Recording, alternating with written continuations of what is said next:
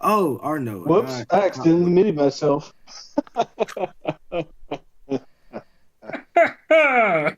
Young Midoriya! What the fuck?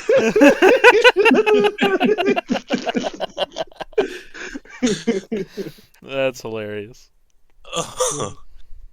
Oh my We have god. fun here. It's coming. we do actually. Well, is everybody here? Is that all yous? All yous here? It is all of us. All yous is here. Right. Welcome to Dungeons and Dragons. What do you all remember from last time? Killed a whole bunch of We're goblins. Fucking Long that rest. Greasy Giz is back. Fuck yeah, he is. Went hunting with Luna. Yep. He did do that. And then Got a nice long rest. Fair. The fuck was that? did we get a long rest? Nope. Yeah, you we guys- did. Well, where did we leave off? What was everybody doing? We We were were camping. Yeah, we were camping. Stuffles went limp. Oh yeah, he did. Yeah. Pitched a tent over my cat, and I put Ceras over there, and then Ceras eventually woke up. Fang was chipping himself out of the crystal. Yeah, he is. Man. Was, I would imagine. I don't know. Is, yeah, whatever. Was? Bang, how did Like, you I'll take was. how did you eventually get out of the crystal? Did you just chip away at it the whole time? No, I chipped away up until I got, super close to the inner thigh. And because for some goddamn reason I was frozen with a fucking heart on, I was super careful not to Not to nick. off? Huh? Not to cut your dick off, yeah. Not to cut my dick off. Because, we still need that Do at you? some point. After, we're done drinking ourselves away. I don't know if I quite agree with that, but I respect your opinion. I 100% agree with it and don't care. Continue. You're allowed to copulate. Anyways, As a yeah, real thing would. true. And yes, you all got a long rest through the night. Greasy Giz slipped off into the jungle, and you all awaken the morning after. Luna, this is a very sacred place to you, and you know plenty about it. How do you feel right now being back? It feels good to be home. I'm hoping that the smell by now, the foul stench has been washed away over time. I'm hoping, yes. Not really. Yeah, because the goblins are no longer here. What did you guys do with all the corpses? We did nothing with We them. threw them off the Yeah. water, into Absolutely the nothing. river. You know what I mean? No. I don't, Josh. I don't remember y'all doing. Yeah, we just slept with corpses around You us. did. You murked hundreds of goblins, set up shop, and went to sleep. Dang, that's unfortunate. Well, I feel okay, but I'm a little concerned about my cat. Your cat's getting her shit kicked in. Yeah. It's been unconscious, for a little bit. Is it still unconscious? Still unconscious, indeed. Speaking of, you're now a small creature. How are you going to move your very large creature? It's not a very large creature. It's just a large creature or medium creature, I guess, because you said it shrank too. It did, but it's still medium compared to you. I'm gonna carry it on my back. Like a real man. I'm I mean, I don't have much of a choice. Either that, or I'm going to use bucket. I'm gonna have to ask Ceras. Anywho, No, Bucket moving could on. carry him, but like at this moment, yeah. Get into character, Josh. You just woke up, and there are corpses of goblins everywhere. I mean, he sounds like he just woke up. Oh boy. I get up and walk over to Raito, give him a shake, a little scratch of his underjaw, his throat, see if he wakes up. Hey, bud. Raito. He doesn't respond. I look around. Where is Ceras?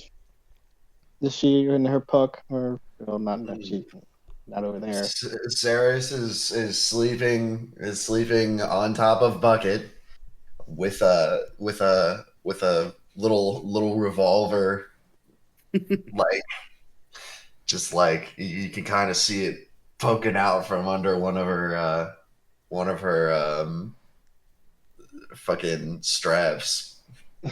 Is telepathy still in effect, DM? Absolutely. You can all hear each other's thoughts. Speaking of, Wait a minute, how did we all get to sleep? We were all too tired to figure that out. all of you at the same time, washed over like a fucking smooth wave. None of you even had the energy to think about it before passing the hell out. That's why there's still goblin corpses everywhere. You guys didn't even bother to clean the house. Also, there are literal hundreds, like, that you killed hordes of goblins. So it's not an exaggeration to say y'all probably be pretty beat after kicking 100 children. Yeah. So we did have a long rest, right? Yes. Oh, because remember, as of last session, I had 1 HP. Yeah. Yeah. Ceres did like 82 damage. Yeah. I'm Cerasing it. I am Cerasing it so hard. Oh, fuck. I'm Cerasing it. I telepathically say, Ceras. Ceras. What? She's like waving the gun around. Do you think when we travel, we could use Bucket to carry Raito? He's still unconscious. Why is he unconscious? Ceres walks over to Raito and starts like patting him on the belly. Like, up, Raito. Raito is giving very slight breathing. Like he's breathing very softly. Wait, like he sounds like, is this dying breathing or hibernation breathing? It's just a Ceres takes out her stethoscope, her gag stethoscope, and puts it on Raito. What does it sound like? How much does Ceres know about what the inside of a tiger is? Absolutely nothing. Roll me a medicine. Yeah. Okay, here we go. Medicine. +0. So Sarah, Luna looks over at the devices Ceres has pulled out, thinks to himself, Ceres, do you know what you're doing? Hush. I need to listen. And I rolled a 12. So Ceres takes her stethoscope and just like puts it over Raito. And then keeps moving it. Ceres, as you really don't know what you're listening for, as you put the stethoscope onto Raito's chest and ribs, you actually just put it over one of his very very what? His what? His broken ribs. Even though you've healed him, it seems as though a few of his bones did not heal. Some of his injuries did not heal, which is weird. Ceres takes off her stethoscope. I was listening for the heartbeat, but I noticed that some of Raito's bones are still broken. Huh? Let me get that, Ceres. Ceres hands the gag stethoscope to Luna. I'm imagining it very small in Luna's hands. Look, I take the little ear probes and I lean my face forward to fit them on my head, and I just barely put them in my ears. Then take the other end of it, and I start searching around. I got a 26 for medicine. Right. Luna, you instantly know that Raito's chest cavity and are still very much collapsed. He's having a hard time breathing, and his lungs might even be filling up with. He's not in any mortal danger. All of this healed over, but to a real degree, he's still got internal injury. Luna Luna, I think Luna thinks to himself, though, literally thinking, just thinking. Just say it. Uh, I'll hear you. yeah, no. Ah, man. Ah, jeez. He's bleeding internally. His lungs are broken. Who's bleeding internally? Fang starts poking up, just randomly peeping part of the conversation. Raito's internally bleeding. And his lungs are broken. Eesh. Okay. Well, he's not going to be suitable for combat for any period of time. Well, We need to get the blood out of his lungs. Yeah, I don't know. I do not know. It is concerning. Maybe healing potion? Anyone got potion on them? Let me check if Ceras does. I don't remember her having any. I don't have any potions on me. Me neither. Also, while everyone's scrounging around to find their healing, you do notice that on Raito's lower end of his chest, like on the other side, on the lower end of his underside, on the belly area, you see a small needle as if he's been injected with something. See what? A small needle, a small syringe, as if one of those goblins stabbed him with something. I roll Raito over a little bit so I can see the needle where he got stabbed a little closer. It's a syringe no bigger than your pinky, and it's right on his belly, right under his ribcage. I pull the little needle out and I inspect it. Let me see. What do you want me to roll to inspect it to see what it is? I know it's poison, but what kind of poison is what I'd like to know. Medicine for that? Actually, yeah, roll me medicine. That'd be a 13. Josh, you see traces of the flower, a potent version, but something about it isn't its usual healing nature. It seems to be very opposite of that, and it's having a detrimental effect on the ice cat. Would you classify it as a poison? I would. You would. What's wrong? What's wrong, Luna? Wait a minute.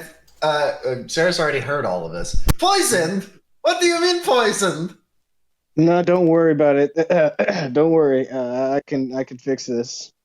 Luna casts lesser restoration over Raito to get rid of the poison at least. Raito's breathing gets a little louder and seems a little steadier. Oh, that's a start. I cast a cure wounds to see to see if any healing takes effect. All of Raito's ribs heal. Raito is back to full health. He's still asleep though, but he's breathing normally. He even lets off a low undertone. All right, crisis averted. Okay, so he got stabbed with poison, which is interesting. Luna pockets the poison. Ceras, I'm going to need your help with a few projects when we get back into town. I'm going to need you to help me inspect this poison, and there's something I want to try to synthesize later. Interesting. What, did you already think of the thing you were going to synthesize? Did you think about it when you said later? Oh, shit, yes, I did. Luna thinks about Luna says, I need you to help me synthesize. I'm trying to make a pure version of Satilla's blood. Maybe without the part of the blood. I'm sorry, what? Interesting. Is this going to help Raito in some way? Some crazy lady's blood? Thinking maybe to help me. Help you? I mean, if you think about it, you don't need any help right now. Oh no! Luna's holding his face, trying to stop thinking. No, I just, it's just not, it's not, it's. Look, I don't know what it'll do. Okay, I don't know what it'll do, but I just want to see if it could enhance me in some way. You're out here looking for enhancements while poor little Raito is dying? What is wrong He's with you, out Luna? of listen. Crisis averted. Crisis averted. Luna's rubbing his temples. Crisis averted. Crisis is averted. Stop thinking so fucking loud. Let's think about something else. Michael, I feel what like are you I doing just now? I drank 7 gallons of alcohol, and I don't even know what that feels like. Oh, it feels like a little bit like this. And Sarah starts thinking really hard about the time her and Fang got really blasted drunk together. It feels so disgusting. Meg immediately starts remembering that as well. So I like the idea that we're filling in gaps for each other. Right. You two, what do you remember about that night? All of us.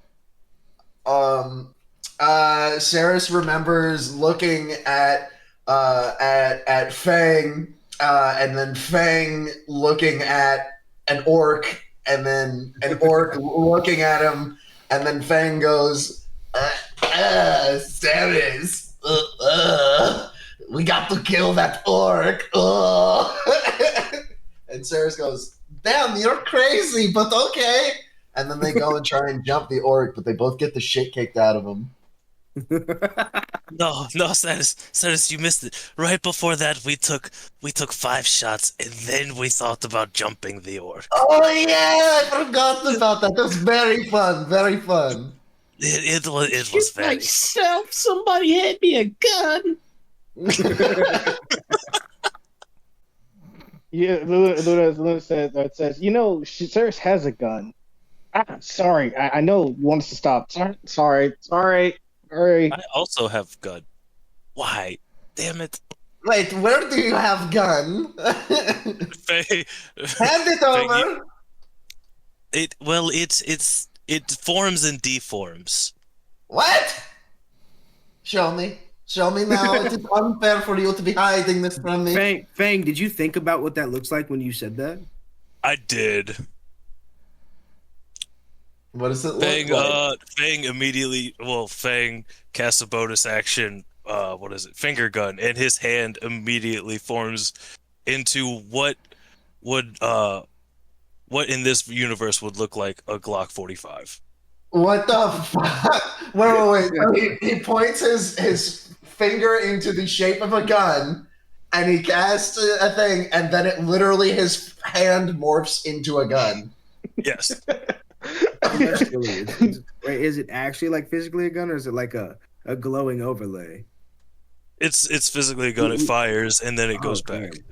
It's a bonus action. Well, I was thinking his hand turned like that Terminator thing. I like fucking Ron's. Like Ron's like reasonable. He's like, so is like a little magical overlay. So he's got a finger gun inside of it, and when he pulls the trigger on his finger gun inside of it, it fires.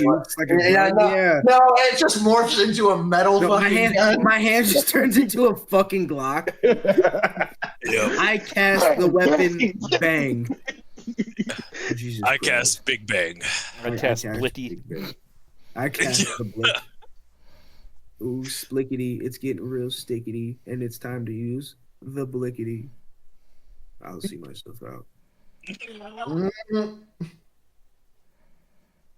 Oh. But yeah. So seriously, you see his fucking hand do that in his mind. Ceres goes, that is kind of gross, but okay, Fang. Luna thinks, hey, don't judge his magic by how weird it looks. Well, I You're. In all fairness, it's the least damage of the 3 blasts the 4 blasts I can do. Ceres, what do you want about the freaking out? I mean, my magic's not weird and obscene. Yes, for the most part. For the most part. Listen, my transformation isn't magic. It's just very physical and painful at times.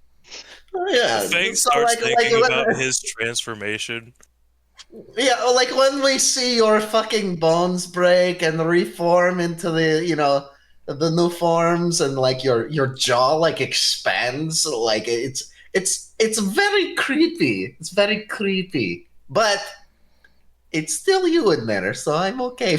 I'm okay, Luna. I mean, most of the time it's me. Sometimes it's just a bottomless well of rage and anger, but you know, it's mostly me. I wonder why Luna has lost control. I wonder what causes that. Luna, do you think about anything that's ever made you snap? When Sarah I said think that? about the death of my wife. I watched her Oh, get chomped in front of me by a giant oh, bear called Mordu. oh, no, Josh! Flashback time. Give a story time. Um, so I'm walking back. I'm walking back with my wife, my partner, who was supposed to be on travels with me from our first. No, I'm sorry, not our first. From we're pretty well seasoned. We've been doing this for about 10 years, so it's first of a month that we're coming back, and we decided that we're going to camp because the from the portal to the village is about 2 days travel, right? Luna, Satilla, she brushes your shoulder and kicks your foot. Why do you look so grumpy as you both start heading towards the circle of trees right outside of the portal? The trip's almost over. I actually enjoyed the place we were coming from this time. Yeah, well, you can have that. I miss my bed. Well, we're only 2 days away. A bed is good for other things than sleeping, though. Oh, like what? What would you know about anything other than sleeping? You're so She goes. nasty. Can you just skip past this part? Why? She Or the boops your scene where nose. she's She boops your nose, reveals a where little she secret, and then it flashes forward. You all see flash, like Luna just get to action. It's like a flash forward moment. He gets to action, slapping trees, like all of it. You see it in high speed, So 2.5. nasty. you see Luna for the first time wild shape into a bear and take on another giant bear, a bear about two sizes bigger Fuck than what I there. was, You and get you fucking thrown like a bitch. oh Yeah, dude, I couldn't do shit to this motherfucker. And when he slammed me up again, when he threw me and slammed me up against a tree, probably about 20 feet away from where I was unconscious. And when I came to, there was but a few remains of my wife. You all see Luna holding like a hand and a bracelet and maybe like an elbow. Oh God. that that And then the next thing you see is me walking the entire trip nonstop, all the way to the village. And then the first person that I saw was her little brother, Sarah. Yeah, Ceras. Cyrus. There we go. Thank you. Cyrus. Iris. Yeah, his name was Cyrus. And he asked, "Where is Satilla?" And I told him she's gone and showed him the bracelet. And he went running into the woods. Oh man, And I never saw him again after that. And then I went and told her family, and they broke down. And then I went to my home and broke down. and then insert crying montage of about six Yes, months yeah. of a depressed village. Everyone cried every day about Hmm. everything, all the time. Yeah. Especially because Cyrus also went missing, like Yeah, he literally never the came day back. that I got back. Yeah, no one found him. Until recently, where Luna remembers finding a little bit of his belongings back at the Yes, in spot. the snow. Like, what the fuck was that doing there? Sorry, guys. And flashback's over. Gosh, I was trying to clear his mind. Stop. Waving Ceres away pats, the thoughts like a cloud. Ceres pats him on the shoulder. Um, and goes. I probably should have stopped you, shouldn't I have? Yes. Yes, you should have. Luna says verbally. Ceres, It's nice to share sometimes, and maybe now that we all know, we can share some of your burden. Hey, Ceras, when you say that, do you think of any of your own traumatic experiences? Yes, immediately. Is there- Thinks about Chobabon! she thinks about how Dutch had his sister in Luna's sister in this weird puppet form, and then it just like flashes back to Ceres's original backstory all the way back. Y'all have seen that already. Except for Stuffles. Except for Stuffle. Yeah, except for Stuffles. Story. Tell us the story unless you don't want to. No, Huh? he doesn't have to retell it. I was gonna say Stuffles respond to the because I've story. already sent you guys the Stuffle. Yeah. Mm-hmm. So how does Stuffles respond to the story? Stuffles kind of sits there and he thinks to himself, which obviously goes to the rest of the party, like, oh, well, this is what it's like. Feeling family and loss and pain. As soon as Stuffles here, or as soon as Michaelo hears family, Family loss.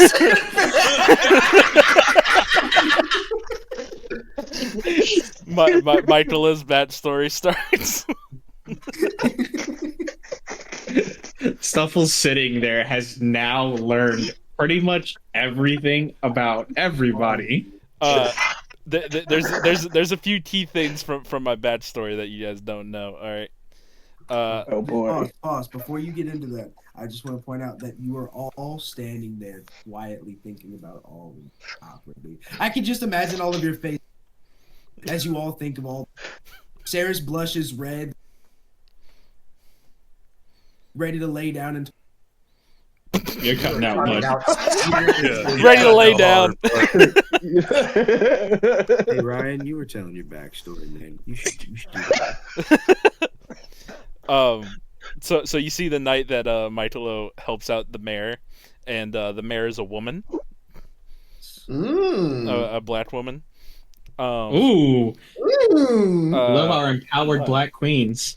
My queen. You guys know why Michaelo only uses his brother's sword, because Michaelo. Can I get a last Ronin voiceover? No, you can't. Michaelo always thinks to himself, it should have been Leo who lived because he was the best one out of all of us, which is why he uses his survivor's sword. guilt. Which is why he uses Leo's sword, because it's what Leo would have done. Michaelo has a sister.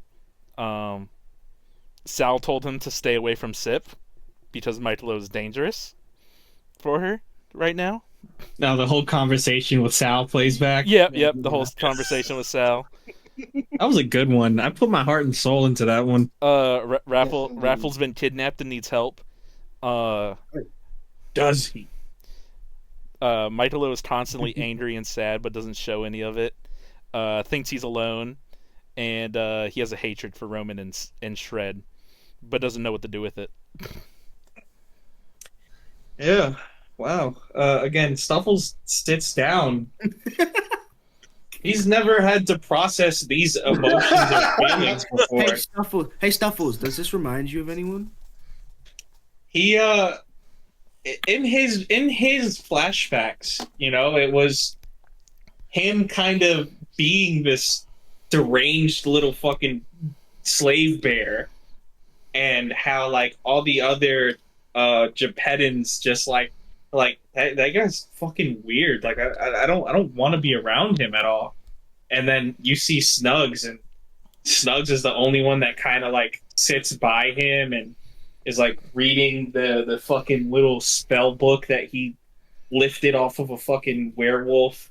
And werewolf mage. you see Stuffles like kind of being he's being like a really like shitty and practical joker to Snugs to try to like push the boundaries of like, oh, are you gonna stay after I do this to you? And it's like Snugs always just comes back and kind of like sits by him. It's very Darwin and Gumball. And it that's the only thing that Stuffles can kind of relate is just Snugs. You all for a brief moment see really truly how important Snugs is to Stuffles, and I think he might have even realized it for the first time himself. But then also you guys see the fucking dark entity.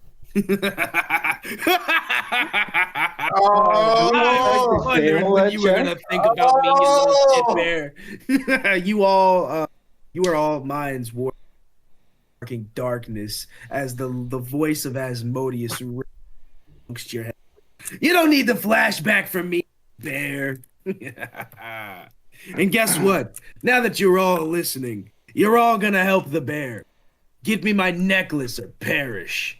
And then it's like a fog, and it's a clear thing. You're cutting out a lot. I'm gonna kill myself. You know what, Ryan? You're right. Of course, that part 5 is clear. minutes. I'll be back. Take 5, boys. Cool. So this is a fun little introduction for Stuffles to everybody's lore. Yeah, that was not expected, honestly, but also kind of funny. So I'm also glad that I haven't thought of certain things that probably things will come up if questions are asked, and it's gonna fucking suck. So, Because I may or may not break promises, but we'll see. so I just want to let you guys know, Ron didn't want me to tell you guys that the mayor was a woman, but I told him, like, if they're gonna see my backstory, they're gonna know that. So She's a woman. so that is a big deal, apparently. Well, for Luna, that is nothing of import to him. Oh, and impend. And he's back. Almost. 10,000 years can give you such a freaking neck. In the balls. Bulls. Fang. Ryan, I'm implementing the style, boyo.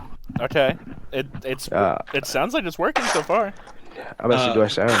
Yeah, you sound very clear. Fang, PlayStation controller.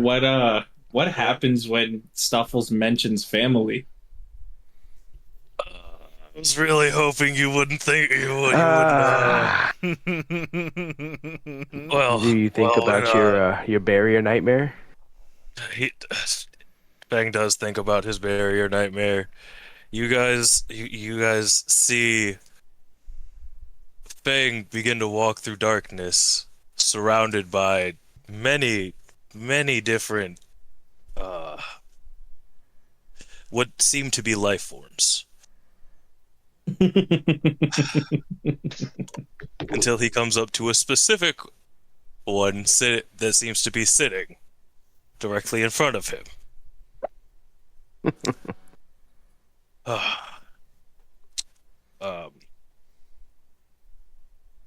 Fang goes and sits down and asks his sister what she is doing in this place. You all see him talk with his dead sister. Yeah. Do we know that he killed her? Oh yeah, she definitely blames him. He's getting to that. She definitely blames him. You guys hear the whole conversation. I feel like you should be able to roll a check for yourself to like break out of the thought path. I don't know, because I feel like with everybody feeling like this association of family in the past. He's drifting. So Makino, you can't follow the dream. We've seen that Luna's attitude slightly soured. Well, Fang. he hasn't explicitly said that he is remembering all of the occurrences, just that he remembers. It's the conversation. He heard with his the whole sister. conversation with his sister, and his sister blames him for her death. But she never said why or how. She just said, "I blame you, and you're the reason that I died." And then he wakes up from the barrier dream. Okay. You still don't know about the story in Oh, Lewis never mind. Luna's Yorkshire. confused as shit. Yeah, Why that's she about where blames you him should and be. the fact that she's dead. Fang, she's dead. Why does she Yes, blame you? Luna. It's a very, very long story. A building fell on me and it crushed her as well. Oof. You all remember Fang looking up and seeing the building falling. Ooh, oh, Quite wow. So literally. that's what happened to you. Yeah. The next We part, need to end y'all all this remember goddamn Fang boss, just yeah. like crawling to the castle. Oh, hold on, wait a minute, hold. Fang immediately smacks himself. Fucking stop it! All right. I'm pretty The sure last he thing you all crawled for like see a is- football field. I would say the last thing you all see is him getting under the waiter's table and then into the elevator that gets shot like a fucking cannonball. Wow, you barely survived that encounter. All right. Look, Uh, things happened. Let's continue. Michaelo, are you okay, man? You got a lot going on too. Michaelo looks at you like he always does and says, "Yeah, I'm fine." Hey, who's Hey, that old? Luna. Who's that old turtle guy? Old turtle guy? Yeah, you know the one that was telling you Talking you're a about bad Sal. person. Oh. Stay away from Sip. I don't know who Sip is. That's a real weird name. Sip's kind of his girlfriend, which is interesting. It's not my girlfriend! Michaelo, I didn't know you rolled like that, man. Shit. It's almost giving like Morty.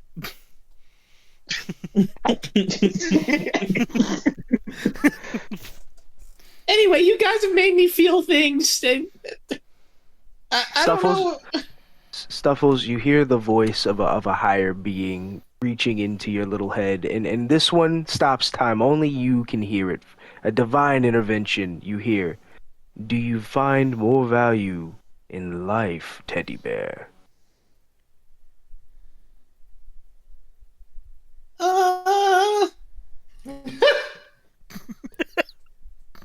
I don't really know, to be honest. Continue pondering the question. And then everything unfreezes. Nobody else heard that but you. So you're gonna redo the Asmodeus bit since he cut out? Yeah. Oh, how much of that did you hear, guys? You're None gonna of help it. the bear get me my necklace. You're going to or... hell, yeah, Yeah. or nothing. Good! You're all acquainted and associated. And now you're gonna help the bear. Get me my necklace or pay the price. And then with a burning What? fire, the voice like disappears. I And then- fucking know it! I fucking know it! There's something Dear evil sweet about that. fucking God, what have you wrapped us up in? What have you got us wrapped up in here, little bear? Michaelo steps in like the big brother. Guys, let's hear him out first. Okay, I suppose we can do that. That's Even though the this is an voice. extremely uncomfortable situation. That's the That's voice. Is that That's creature? the voice that I hear. He's always talking to me. I told you guys about him. And now he's got snugs. Ceras, do a history check, or Yes. would it be an arcane investigation, or What are you trying to investigate? What are you trying to? I'm trying to figure out, like okay, so the voice, the necklace, it's possessing a Japan. I didn't know Japans existed, so that wouldn't be history. But this necklace, its importance historically, and then who this god could be. Check for Asmodeus? Yeah. God You damn it, can, that's 14. Ceras, deep in one That's of the a books. natural 20. Oh well, Oh. Fang. All right, well, Fangle Ceras. think it for us. Yes, he will in just a moment. But Ceras, you remember back to a deep chapter in an old book one from your gnome collection about a an old god being trapped in a necklace. What was his name? Asmodeus. Okay. There you go. And Fang, you rolled a nat 20. Shiny Bones used to tell of a tale of defeating one of the old gods when he was a little more alive. Start to see like brief pictures of Shiny Bones, only he wasn't like a fucking skeleton. He was still kind of zombified, you know, still had skin and shit, eyes. Still less decomposed before he's melted all the way into lichdom. And he was drinking, and young Fang remembers an old story about how they put the old god of evil in a necklace and hid it somewhere in the mountains so that he would never unleash evil like that to any degree ever again. He was also a known perpetrator in attempting to take over the world with the two dragons, the Black Moors and the Ysildra. Remembering this, Fang goes, so the voice in your head was the old god that was sealed away. I guess so. I never really bothered to ask. Holy crap. We're not helping evil old god, are we? What happens if we don't help him? He has Snugs. Oh. That's where Snugs has been? With that guy? He took him in the fog. He told me I needed to find the necklace or else he was going to kill him. And then he also said that he was going to kill us regardless, so I don't really know what the incentive is. So either both of you die and don't get the necklace, or just Snugs dies if you get the necklace? No, Michaelo, I'm pretty sure he threatened all of us telepathically. It's a real gray area, but I think we're all kind of lumped into it now. Yeah, when what stuff was said. I don't like this. This is above my pay grade. No, I'm with status on this one. I'm not. Snuffles, has he what- told you where the necklace is? I really wish our paladin was here right now. What I'm sure you're gonna deal paladin? with some of this nonsense. Oh, you all think of tanker Tyrum for the named first Tyrum. time at the same time. No, you all think of Tyrum. This Tyrum quick, is hey, wrong. quick, Tyrum, say something cool that they'd remember about. Say something real cool, real suave for Snugs. Oh no, I'm thinking of the time when he beat Luna to shit while he was wear-tied right now. I'm thinking. Oh my god! I'm thinking of the fucking Raven. The Raven. Oh, yeah, the tattoo. Boy. Yeah. Oh, this guy seems pretty fucking awesome, dude. Wait, so we all know about the I'm thinking tattoo about now? the time where Tattoo? He brought Yeah. the spirit of Lois back and got me hit.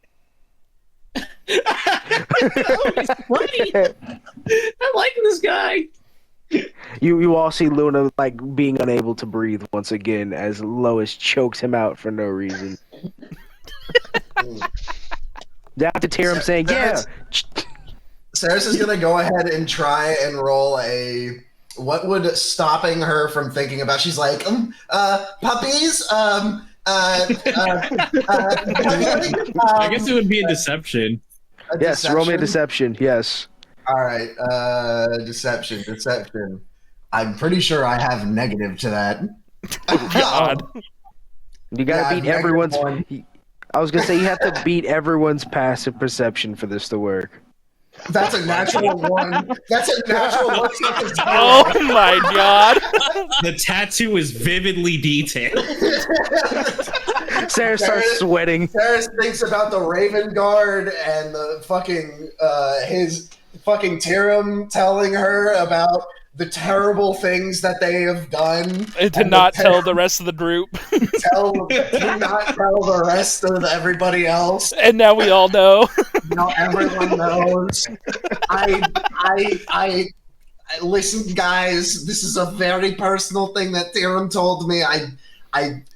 if we were not in this zone, I wouldn't have said anything. I feel like we should have known about that a long ass time ago, Ceras. I agree Listen, with Michaelo on this It one. was his choice to tell everyone. Well, And he's now not that here I right didn't- now, and we're still being, I- hunted yeah. by elf. Well, I kept trying to warn you, and you all were like, "Oh, it's fine," and I kept trying. All right, Ceras, calm down now. Breathe. Ceras is hyperventilating. Luna has his hands up, trying to calm down. So now, right now, does Luna connect the dots? Does Luna connect the dots about the elves? The elves? The The elves ones that choked him fucked out? you up? Oh. Yes, those guys. Oh, wonderful. Oh, that's great. That's wonderful. Oh, Why man. didn't he? It's okay. That's fine. You know what? It's Tyrum's to blame yet again. I like the idea that you all have an overarching sense of unity when you all think that the only reason all of these bad things and all of this bad shit is happening to all of you at once simultaneously is because one person brought all of you together. Yeah. It's fucking Kade! Ceras misses Kade very dearly. I wish Kade were here.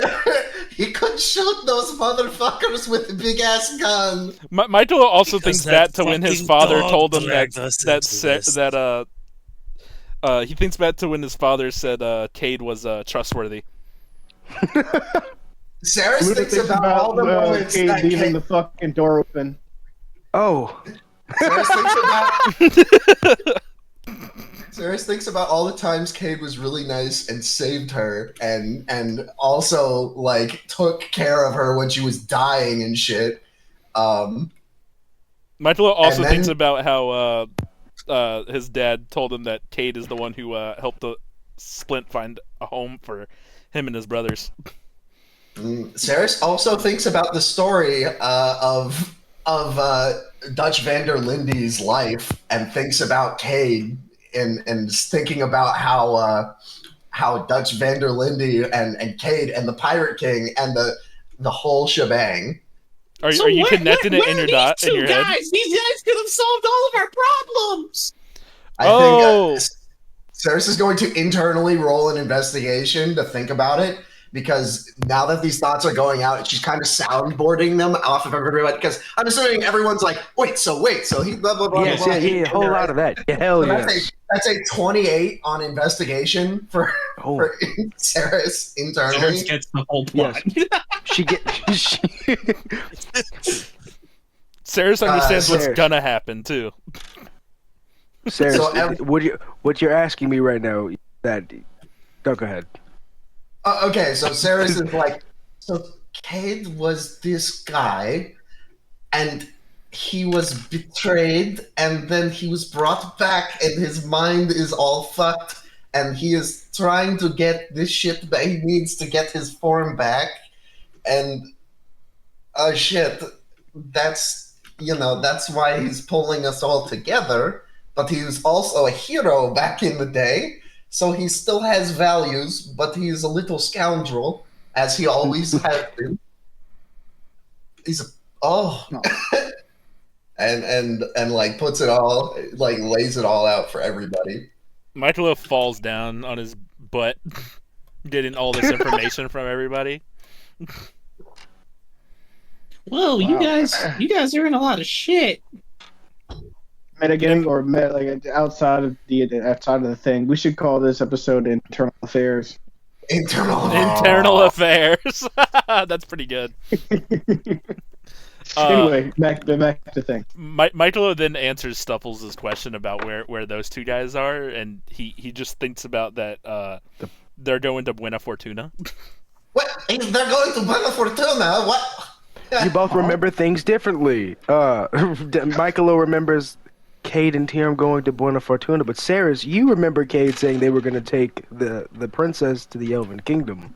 Where is the princess? Where is she? I'm sure she's safe. What?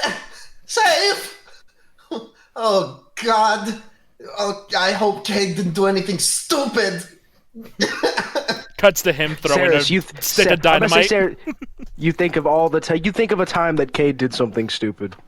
It's just Luna thinks about fucking Ceres thinks about the time that Cade tried to rob a convoy, tried to do a little pirating of a convoy, and it turned out to be royalty. There were obvious signs, but he tried to do it regardless, and Ceres kept going, we should probably look into these like symbols on these. We should probably look into the. And Kay goes, nah, it's fine. I'm sure it'll be fine. We just need a little bit of money, we gotta get that taken care of before you know who comes back. He's like jimmying a handle and breaking into a door. Yeah, and then there's like fucking 10,000 fucking guards. They're in the middle of a fucking guards meeting. You see Kate slowly close the door. And then we get for the next 5 days, like, been hunted. While this is happening, while this is happening, Stuffles is like sitting back, and his eyes are like fucking. His eyes are like replaying the accounts of this fucking whole campaign, like it's a fucking movie in his head. Oh yeah, yeah. Stuffles is watching the Kaipen, Alina, the Leonins, fucking Michaelo and Luna playing pranks on each other. Ceres Luna getting the shit kicked out of him. Oh shit! So Luna knows exactly who pulled the prank on him. They falling from the sky. Luna physically walks up to Michaelo and puts his hand on his shoulder. Sorry, Luna. Oh yeah, y'all remember Fang literally being clutched by the red dragon? Y'all remember all the Coliseum? Oh yeah. Holy shit! That guy's a turtle hunter. I don't ever want to meet that guy. Gabrowski seems pretty cool. Gabrowski seems really cool, Does Ceras think anything? Does Ceras think anything positive about goblins being people? Oh wait a minute. Does anyone have any like mental like stories about their interactions with goblins that it was like very positive and they were like? Yes. No. I feel like the turtles and the brothers would have worked close with goblins. Yeah, that's fair. To find information and shit. I can see that. You remember did you ever pal around with some goblins? No, we were just kind of very. You all remember me? Physically throws up. King Shark. Oh god. You all see Yeedok and the little magic glowing orb in his ass. Oh no! Please, somebody think of something else. Grab his balls. God, man, y'all remember a really cool Centaur. Building collapsing, and why did the building collapse? Oh, Fang, you remember? Do you remember anything with that? No, because Fang doesn't know why that building. Fang didn't see. Oh yeah, why Fang was already. Yeah, Fang was already running for life when it started tumbling. What was happening? There's too many gaps. Luna thinks about when. Go ahead. You see Fang burning a tree and then flying away. you all see the brief interaction with the tree. Luna looks at Michaelo. I was Treebeard. Looks at Fang. Why? Why did you do that to the tree? You almost got us killed, you bastard! I didn't know you were. We were having a perfectly valid conversation with that thing. Yeah. Photosynthesizers for life. They can talk to trees. Stumbles is very creeped out. What were you doing? What was going on in that city? A lot. I mean, Bill, Oh, does this mean everybody also remembers the underground encounter underneath the fucking place where you found the kids? yes, I remember that. Luna remembers Michaelo Throwing a second mug. a fucking mug, and just staring daggers at him. Here we go with Mudgate again. I think we're all silently staring at each other. Fucking Michaelo is just staring at Luna. Luna's got a big fucking stink face on. remembering that a fucking level 20 I think he's a barbarian, whatever the hell that lion man was, fucking threw me across the way and was going to murder me. That was some good times. There is a projection of a dark room and Ceras staring up at Dutch doll and he's saying, "Where's my money? You will pay me. You will pay me." And he grabs her by the leg and drags her off the bed and she's paralyzed. "You will pay me or everything you love will burn, and more than that, maybe you should keep better focus on the company you keep. Not everything is as it seems." And then Ceras wakes up in front of the campfire that we all shared in when we were in the desert, when we first got those dreams. That Kade. Oh shit! Yeah. I didn't think we'd ever get a call back. The whole session has been a callback so far. What are you talking about? Yeah, but I forgot about that stuff.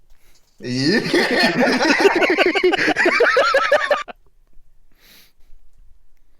I definitely had something for that too. Holy shit! Thank you for reminding me. Yeah. Forgot about those fucking prophecies, man. Holy shit! There's a lot of information going on. You all remember Fang toppling in the street of dusty coins and getting run over by Ceras and Bucket? Oh yeah, Ceras thinks back to that too. Fang, if I'm remembering correctly, don't you have Dispel Magic? Can you cast that spell before we reveal any more secrets? Luna, for once we are on the same page. Fang instantly cast Dispel Magic. Read me the effects of Dispel Magic. Give me one moment. I love that it took all of this. Luna remembers the one time he used Dispel Magic. He cast it on Lois's body, and then we burned her corpse. Oh shit! Oh shit! Choose one creature, object, or magical effect within range. Any ongoing spell of level 3 or lower on the following target ends. For each ongoing spell level 4 or higher on the target, make an ability check using your spellcasting ability DC 10 plus the spell's level on a successful check. Okay, before Fang dispels that, does anyone else want to share anything? Like maybe the prophecies? Michaelo thinks of raffle in the fancy place. Yeah. Okay, so now everyone has an image of the fancy place. So if we encounter it, we can all know that we need to look for his brother and why he's gonna tweak out when we're there. Yeah. Luna thinks about the cult and Zafira wearing a hood, talking about she's going to. I was gonna say, Fang, you remember Zafira's face? She was at the Coliseum. Oh shit! That's right. She was at the Coliseum. We already knew what she looked like. Yeah, not all of them. So we got a picture of her. Now we know where she's old. We do. Now, but we also now know. We know where she's been. Yes, where she's been and who she's connected with. And she's connected with the dragon. Yes. Yeah. She was sitting right next to his ass.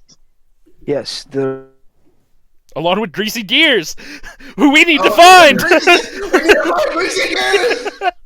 Holy shit. I say this is useful. Let's a few things before we dispel this effect. This could be a good opportunity. We'll never be able to communicate more clearly than this in the future. Anything else important that we need to think about? Wait, wouldn't the spell? He said like one person, so wouldn't it just dispel for? He Fang? said or effect. Or effect. This is the effect okay. we're talking about. Let's see. Dead end. Fucking Zill and Vio. Let's see. Zill was the White Wolf Beastman who ran the orphanage in Dead End. With Vio, one of the old literal heroes of old. Saved Zill from the Orcish Isles. All these orphans were kind of they were saved somehow. Luna, do you have any? Oh wait, no, that was Tyrum. That was Tyrum's thing. Okay. But Fang was there with him. Was he was there. He was there. Let's see. Oh, Ron's gone. Ceras shares the information she has with the toy makers in the toy maker's hut in Dutch's grand design, all that shit. When you share the grand design, Luna thinks about the flowers, the artificial flowers, which leads him to show y'all an image in his mind. If y'all want me to send y'all a picture of what where the dragon's heart lies. Oh yes, that is good. Let's shit. see. Oh, Ceras you guys thinks to himself, y'all weren't supposed to see that. You guys. Uh-huh. Hey, I don't know what I missed, but my shit busted out. I cut out a while ago. Oh shit. After the explanation of dispel magic. I cut out right when Ceras was gonna start exploding. She was running through her checklist.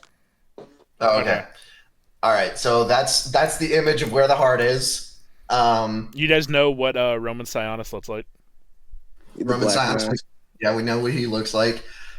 Ceras still has the white mask. You guys know what the red dragon's human form looks like. Yep. Let's see. Man, I feel like so much of the plot just opened up.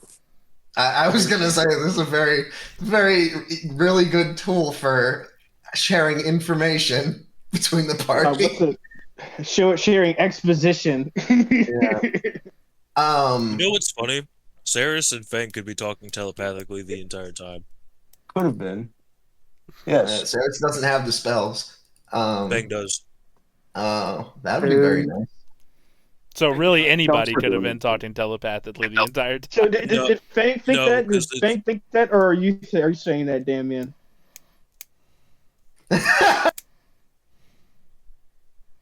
Ceras looks over at Fang. This might have been good information to have, but now we do, so that's good. Yes. Let's see. The fucking let's see.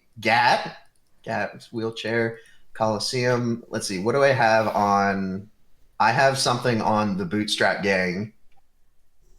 Oh yeah, you guys know what the Bootstrap Gang symbol looks like. I think you guys are. So, Sarah, tell us as you're thinking about everything that you're looking for. What does your mindscape look like that we're seeing as you're sorting through your head? Ceras' very organized mind castle that is like half fucking. It's like half of it is like actively burning, but like she's got a workshop that like each tool holds like a memory. Fucking. She's pretty much like this is okay. This is fine. Yeah, she's taking them off the shelves. Yeah, and she's like, there's a bunch of like burning shit in the corner. Let's see. Creation of bucket. Where We is? witnessed the creation of Bucket. Yeah. I mean, it's very simple. She found a stone and it was very cool and shiny, and she was like, "This has power to it. What the fuck?" And then, and, and then she was using it as she's like, "This is a great energy source. Why is this in the river?" This is like the Lord of the Rings. Lord of the Rings like finds the one ring in the river type shit. By chance. By chance. I think it was at the same time that she was saving the what was the princess's name that we ended up getting out of King Simon's castle? Tower. God, Whatever that bitch's name is. Tyrum, what's your princess's name? Fuck, what's her name? I have it written Would down you- somewhere here. Me too. Brother, I don't fucking remember. Goddamn. Okay. Bootstrap Gang controls Shroomite Kingdom through funding its rebuilding after the Grimish War. Boot symbol is the same as Gabriel Monsour's trading company. Oh yeah, the Montclair gang that got overeaten by the Bootstrap. I remember those Yep. guys. Let's see. She thinks about the Harlequin tattoo. That is. Oh, And she's like, you all find out that Ceras was in a gang. Whoa. yeah. Now Ceras, Ceras gunning people down in the streets doesn't sound so weird. Wait, Yeah, so Michaelo knows that you were part of the gang that is now combined with the Part of Bootstrap the gang. gang, yeah. Well, yeah, because the Harlequin. Yep. So like, it's like a tiered system. The Harlequins are like people who are useful to the Bootstrap Gang. It's like it's like trusted traders and like artisans and people who can get shit done. So that like you have to have a Harlequin tattoo. Yeah, you're a subcontractor, so you have to have a Harlequin tattoo to be like vetted to get into a Bootstrap Gang meeting type shit. Michaelo thinks to Ceras, did you ever meet Roman? Do you know where he is? Ceras thinks back. She never dealt with anything like high level because it was a traveling circus. So it was kind of just, whenever there was a back alley. But that whenever there was a back alley deal where the circus was needed to make some extra money, they would basically sell whatever they were making. So like weapons, cannons, shit like that. She was making them all and selling it to the Bootstrap. Like her circus was selling it to the Bootstrap Gang. Ceras was basically an arms dealer, and Hardy Har was using gang money to fund his circus, which was actually a continental phenomenon. Yeah. Wow. Holy It was What a money fuck- laundering and arms dealing. Okay. Wow. Michaelo doesn't. Luna's eyes are slightly widened. This Ceras is thinking about this without thinking about it, and she was like, "Oh, I would have rather kept that personal. man, Ceras, you're not as innocent as I thought you were. I had to survive on the streets for a long Hey, I'm time." not judging you. I'm not judging you. Just Oh, when part Ceras of my says I had to sister. survive on the streets, does Fang remember anything about his childhood, Mr. Muted? I'm gonna milk you guys for all the information you're willing to give up. Bang willing to remembers give up. running on the streets No, and stealing food out of Street people's rat. you know open, what it is. open windows. Mm. And he'd bring it back to his little hut that him and his sister were staying in. And after being scolded for stealing food, Hey, real quick, as all of you are thinking all these things, what have you been doing in the meantime? Have you all started traveling? Are we all just sitting around like in a campfire, silent circle, thinking about all this shit? So Packing because up we're camp.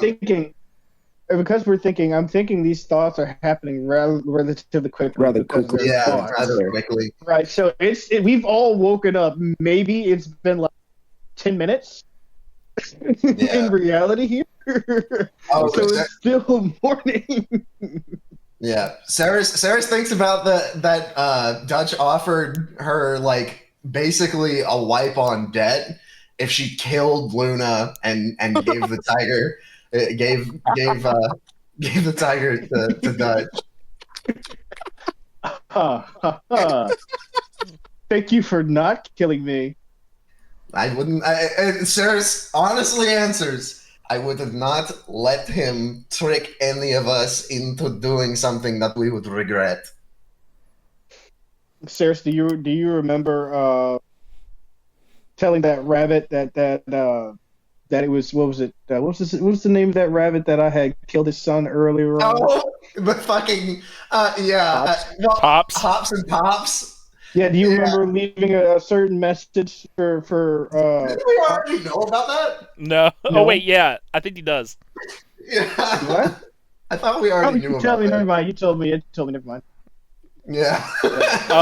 Michaelo thinks about taking a deal with Dutch after Ceres told him her bad story the first time. He said yes the one time. No, he No, thought about taking a deal to get his family back.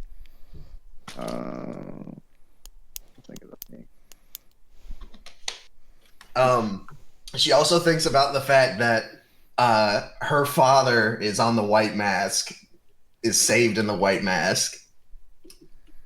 So Ooh. he broke his own fucking deal. He cannot be trusted. Yeah, Michaelo gives up on that. Hey, Michaelo, at any point did you think about the fact that you had a hallucination of Splint following you around? Yeah. I learned that it was Michaelo has a sister from Splint, so it would have been in the closet that Luna would have recognized that as his closet. Hey. So that's what happened to the photo or Yep. the portrait. Oh yeah, and Ceres remembers Elena Mansour. Monsieur. Yeah, Gabriel's daughter Yeah, who we now have working for Shiny Bones. has a Harlequin tongue tattoo. Yes. Yeah. Michaelo, you now know that Elena's also in the gang that killed your family. Mm-hmm. Well, Michaelo least- kind of already knew that Oh, okay, fair. because there was the emblem on her bag. Oh, yeah. Of the bootstrap gang. He's got the Mansour family crest on her bag. Yeah. Oh wait, had a bag with the bootstrap gang symbol on it. Symbol on it, yeah. Yeah. Because that's why Michaelo blew up and stopped talking to her. Yeah.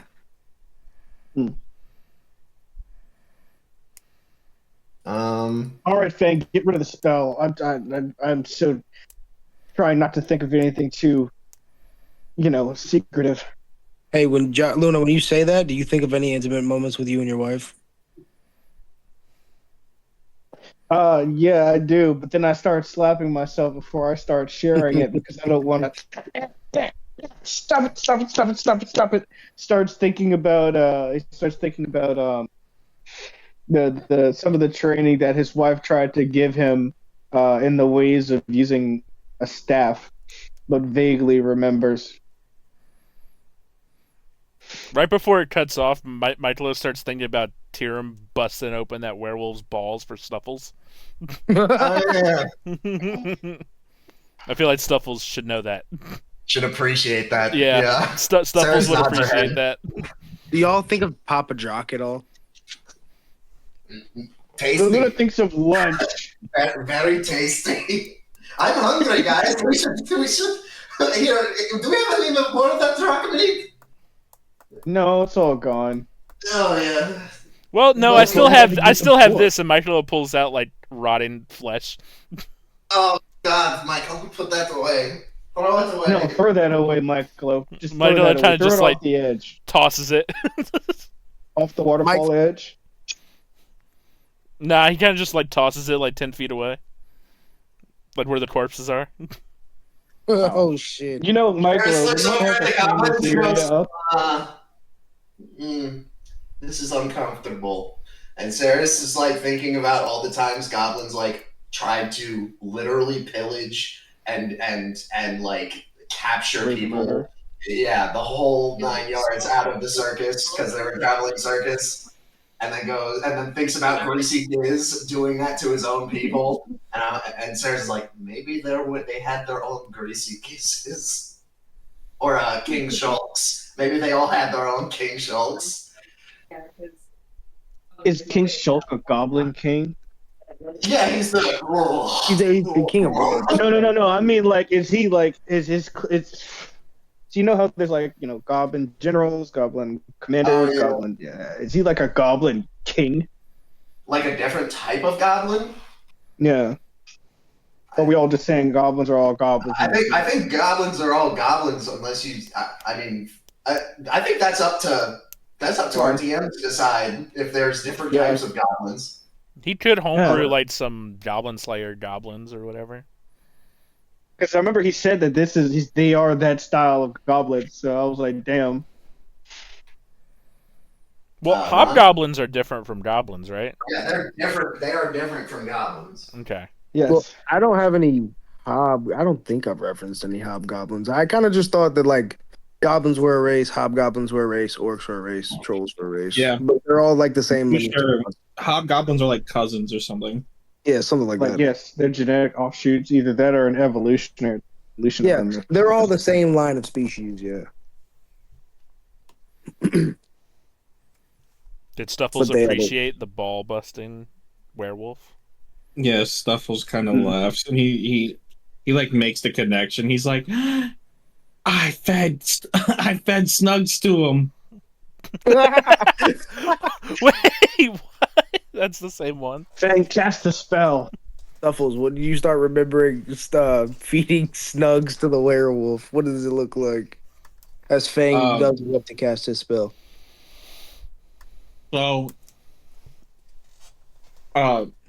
Fenrir is Fenrir is like returning to camp, and he's kind of just like holding his sack, and he's really pissed off and yelping in pain, and Stuffles and Snugs are like sitting on a rooftop, because they managed to sneak off just to have like a quiet time to stargaze. And Snugs looks down at Fenrir, and he points at him. He's like, look, Stuffles. I think Fenrir's kind of mad. It looks like he got really hurt. And Stuffles looks over, and Snug starts to like laugh a little bit, and Stuffles like chuckles with him, and what's it called? Fenrir's like, I'm so angry, I could rip one of you teddy bears in half. And Stuffles just kind of like cocks his head to the side like a dog, and he looks at. Wait! Don't look at me like that. Hey. No, Snugs is looking at Fenrir. Oh. Snugs doesn't even see. Snugs isn't even paying attention. And then Stuffles thinks, and he's like, "Well, this will be a good prank." And he just shoves Snugs off of the roof, and he Snugs falls on Fenrir's head. You hear the squeaky toy noises as he drops from ear to fucking ground. Yeah. Fenrir slowly picks him up, rips him clean in half. That felt better. Doesn't fix my nuts though. And he whelps off. Does he still have that like little fangirl following him? She's not anywhere in the memory now. Okay. Crazy bitch. Half her face is like burned. Half her whole body is burned. Yeah, that girl really rough. Ceras specifically. Tyrum murdering Lois and prostrating her body in the air.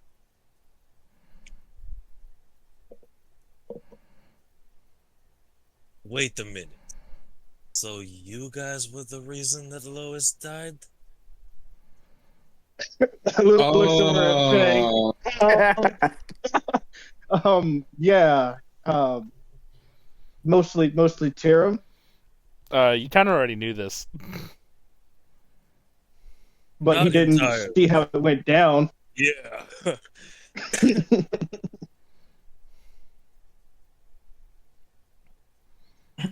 man, Oh, that this is Tyrum guy, he really fucking murdered that bitch. He murders a lot of people. Though Luna scratches the side of his head, I can't really talk much. All of you, if you had to give me an approximation, how many bodies do you have for murder wise? A number appears over all of your heads. Like I 50-ish. I mean, since the start of the campaign, maybe I don't know, maybe like 20. Are we like accurate bodies? Or just like Hey, guessing? give me your death toll. Give me your death count. 2. Combat kills. Oh, combat kills. Let me see. Combat Well, I mean, kills? unless you want to include murders, because then Luna jumps up exponentially because he killed like 100 werewolves. So like that's what I was. That's. Oh well, I mean, yeah. See, It's a lot of yeah, no, bodies. that's a good question. You 2. said murder, or No, your combat kills. combat kills. I'm trying to think, man, because I've killed a lot, but at the same time too, there have been times where I haven't been able to do shit. So probably like 20, maybe. I'd say about Be 20, for real. maybe.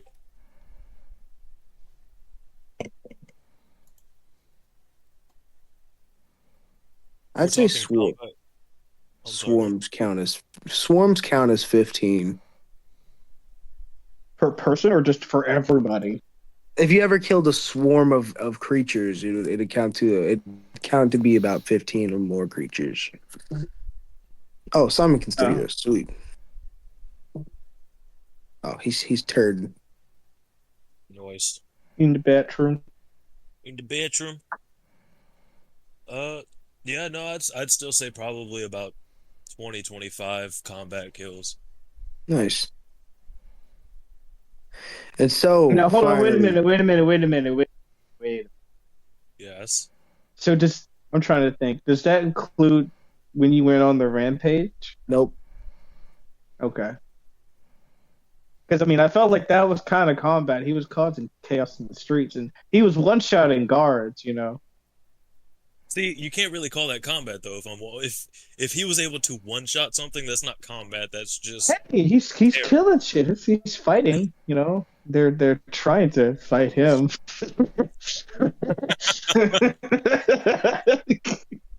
Does Fang Yeah, I'm just remember trying to hype killing your the numbers kid? up. Oh shit. No. I mean, sure?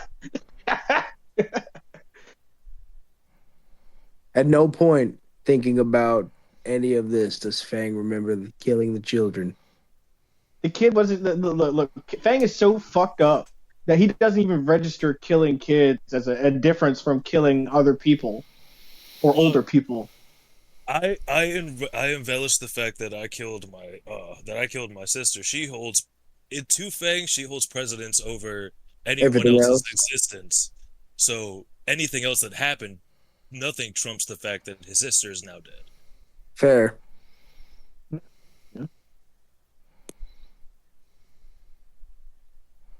Well, Fang, how do you cast a spell? I Well, since it's a self spell, I put my Fang puts It's his not just a his self spell. pretty sure mine. Pretty sure it is. No, the spell magic is not just a self spell. Joshua, how do you You get choose those? one person. It says a He's target choosing- or Oh, effect yeah, it is target or effect. or magical effect. So yeah, I target the magical effect of thought sharing and cast dispel magic. You all hear a loud door shut, as if the door to your minds has finally been closed. Luna thinks to himself and sees if anybody responds. Oh, thank God. No one's talking. Good. What All did right. Luna think to himself? Luna thought about the ways to get through certain traps. Thing telepathically speaks into Ceres' mind. So, what do we do from here?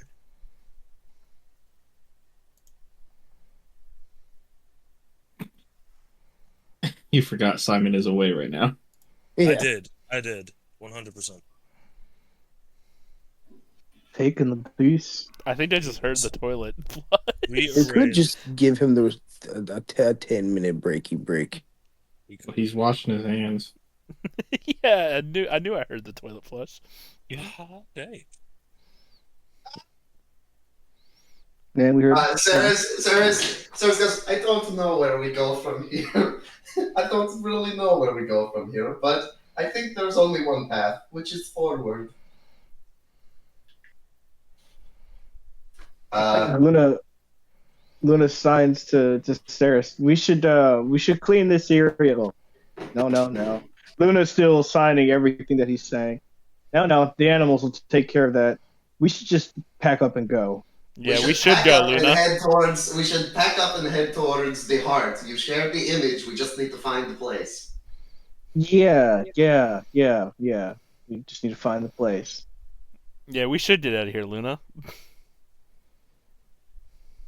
You can understand sign language? Oh my dad, I can understand sign language now. Ceres, while we were still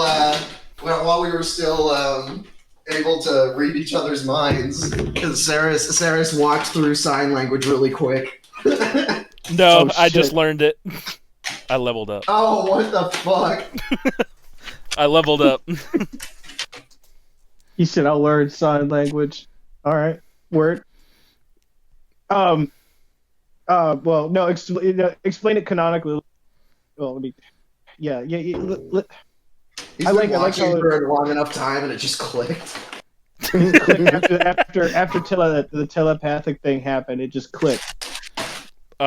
Wonderful. No. So this is the level of I could have read it before the whole thinking about everything. I'm just trying to explain it canonically. Canonically, You're saying you Michaelo just learns figured it. it out. Okay. It just I mean, he's just learning about it too. That he can read sign language. all right, Michaelo. Luna continues to sign. Cool. I understood that. Let's get a move on. Let's get a move on. Fang telepathically speaks to Luna. Is there really any point to signing anymore if all of us can read it?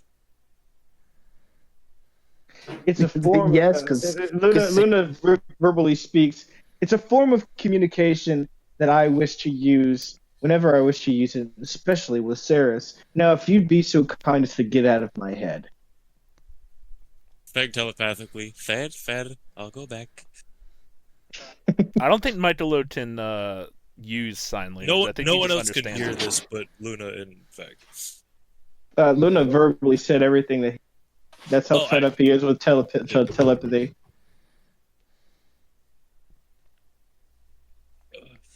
All right.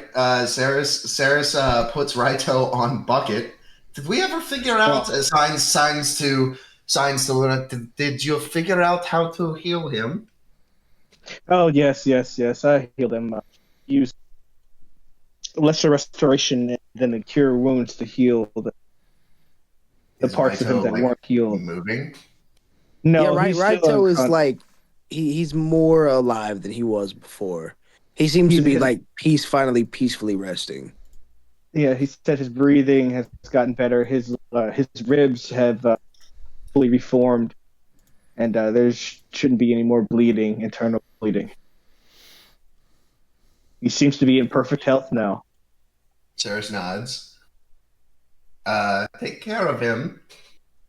I'm glad that he seems to be doing better. Fred pokes his head out and does a little tongue snoot, hides back into Fang's shirt. What Fang did pulls Fred Fred? out of his shirt and puts him on his shoulder so he can ride out with everyone. Fred just kind of like stretches out like lizards do, you know? Kind of turns into soup over your shoulder. Hmm. I could see that.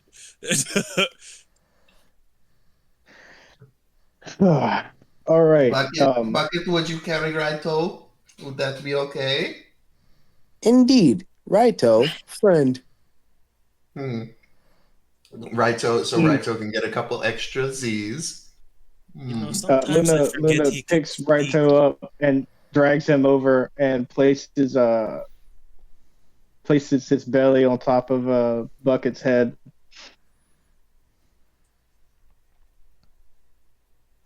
Bucket Okay. stands, Bucket stands up very carefully and begins like walking almost on the tiptoes of his tipped toe. So, Wait a minute. Hold Hmm. on. Sorry. Question for Ceras. Does Hmm. Bucket have a head? Or what is. So, how So, is Bucket?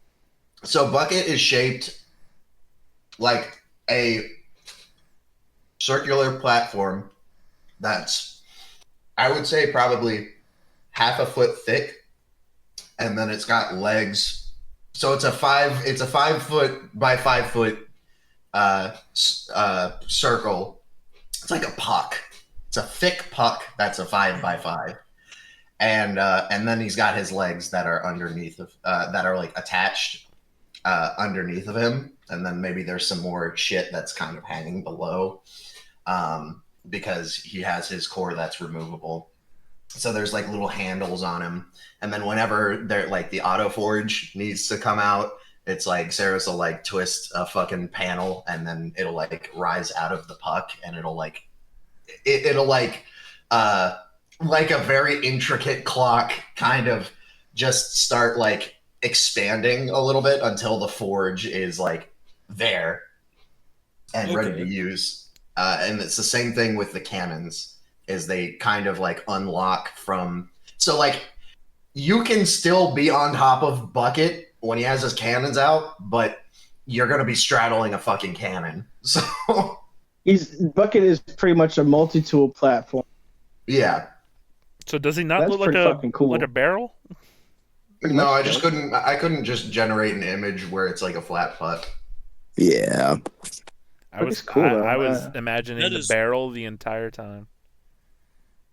I guess you could say it's like a seat, but you know, his Yeah. head. Either way. Luna starts walking towards the closest path to head towards the heart. At least that's not the river. Yeah, we head towards the heart in the jungle. Fang As starts you following after Luna. Serious signs. Let's keep a lookout for greasy kids. Luna signs. Luna says verbally, "Let's keep a lookout for predators."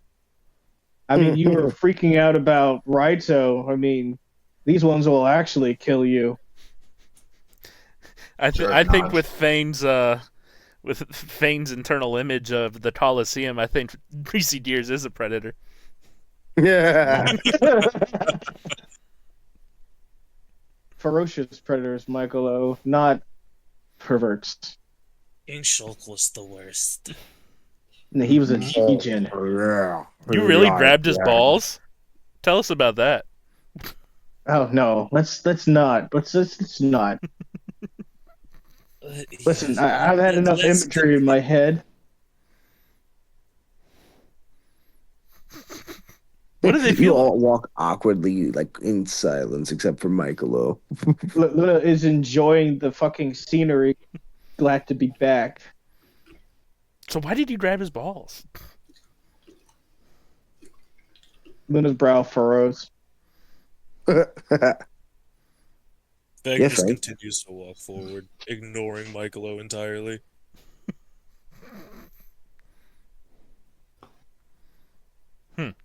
Luna, the jungle looks as majestic as always, maybe a little overgrown and a little more pungent Pug stink rank. It's a little more rank than before because some of the corpses weren't actually cleaned up properly. So this place is going into like a true and true like kill or be killed area.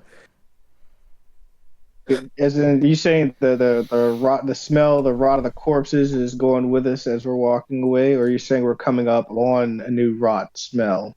It's coming with you as you walk away. Okay, It's Ceres down here. glances behind her. Fang, it's down. did you like raise any of these bodies? No, no, I have not raised any of the bodies. You know, you could raise those goblins. They're just goblins after. Ceres looks over at Luna. I'm starting to have doubts. Doubts about what? Well, you see, uh, Michaelo had some good experiences with goblins, and they seem to be civil. You know, I feel like they could be closely related to gnolls, but they have to live a long time. Like the one that we need to hunt down and get information out of. But until they Right. really reach that point, they're nothing but goblins.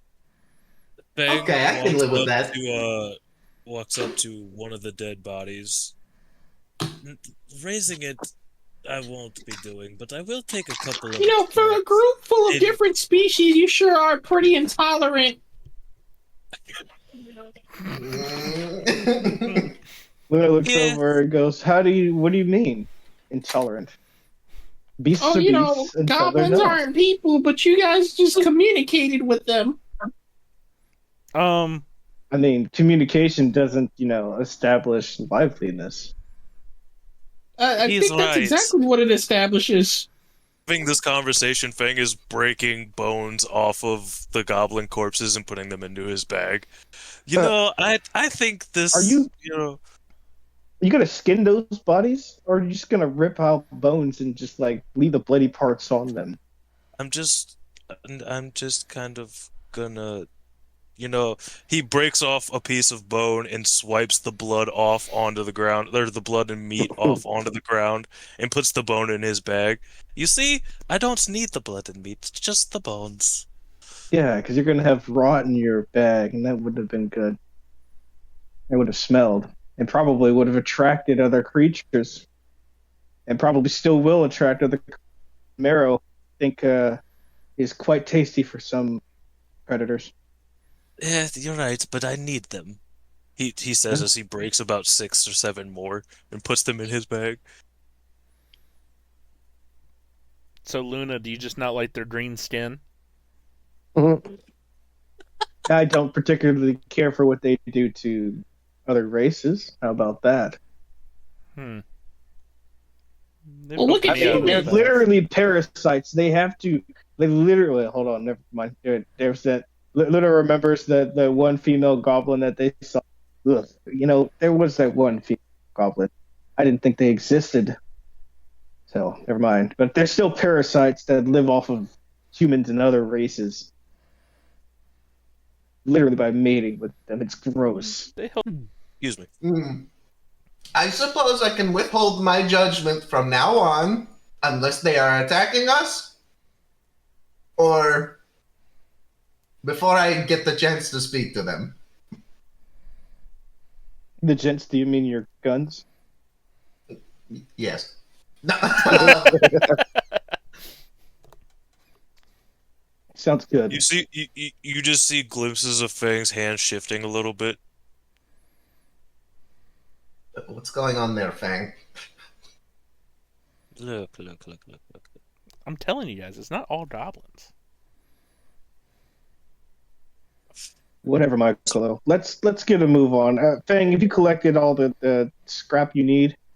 Yes, let us continue. All right, let's go.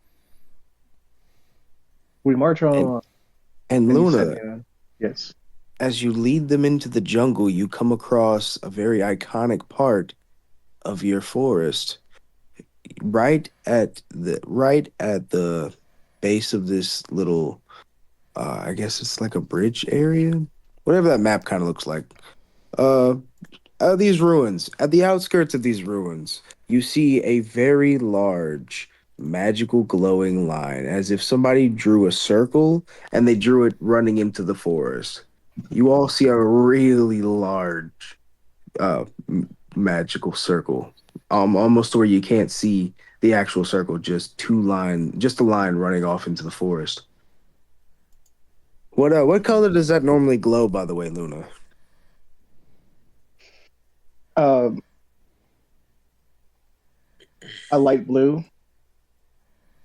And normally that's what you'd see, but this one is actually like a really deep blue, deep sapphire blue, and it seems to be glowing very brightly, almost uncontrollably. Luna inspects the lines. Roll me an That's investigation or an 18. arcana. um, yeah, they seem a lot more potent and a lot. They seem a lot more potent than you remember, and obviously they've been without watch for quite some times. Luna, I guys, I think that the heart room is the heart chamber is overflowing with flowers right now, or at least with power anyway. You also know that They, the traps were set to regenerate, like you said. yeah, the traps here in the jungle. I'm hoping that they're not overcharged by the magic, but we'll see. So we should all probably watch our steps. Oh, great! There's What you should all traps. know, by the way, is in this area the magic that flows through this makes the magical traps regenerate and set up in different places. So we always need to be careful in this area.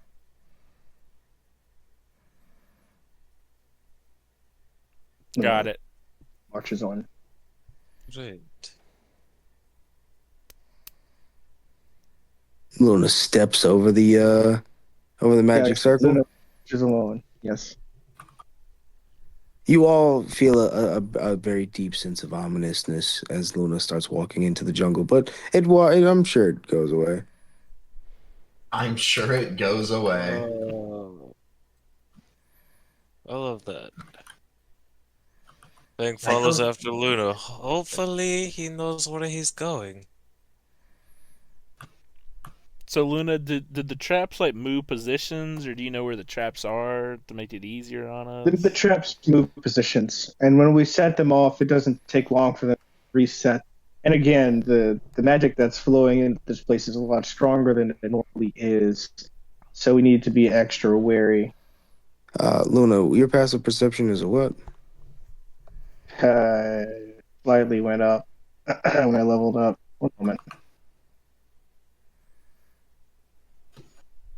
My passive perception is 29.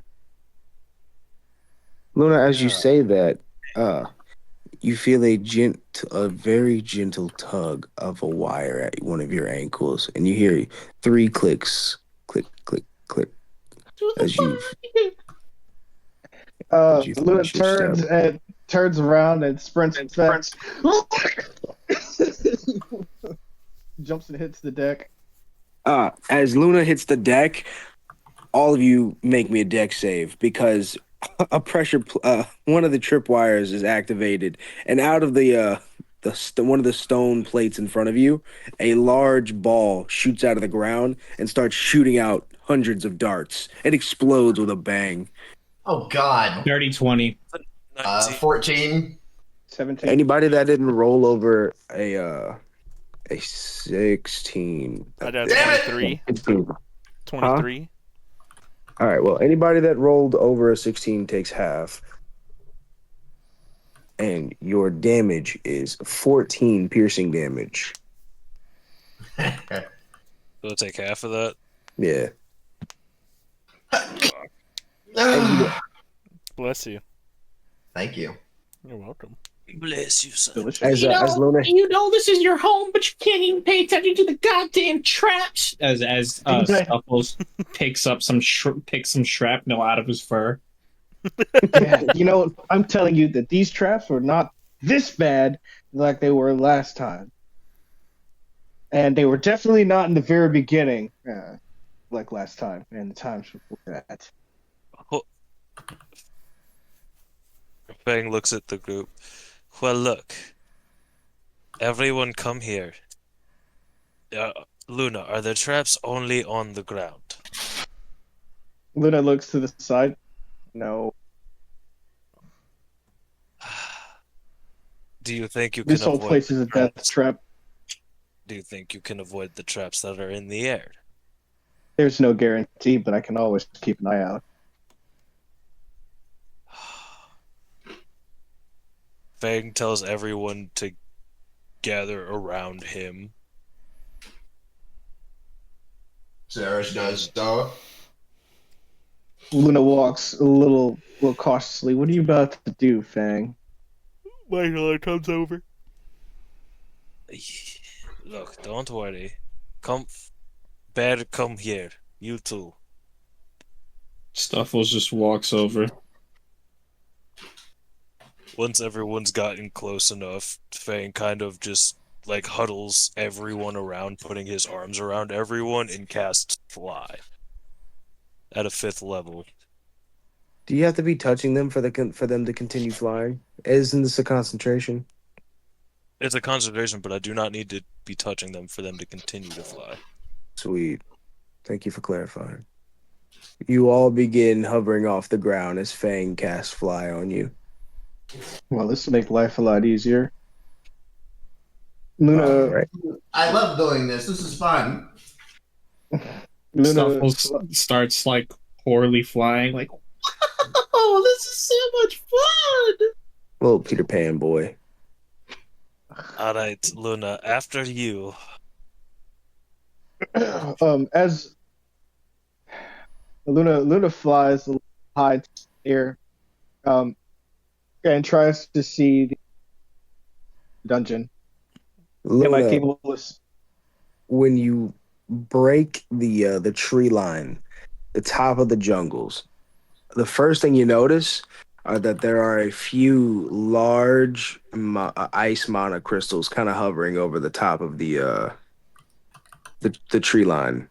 And as you start to ascend, you do see the river, the shelf up, and then eventually you see the entrance to the hard cave. You'd be Oh, about shit. you'd be about halfway there. All right, everyone, let's fly up here and we cross over. It won't take us too long since we're flying. Luna tries to fly forward and kind of swims forward a bit, trying to move. Yeah, I thought I just had this a second ago.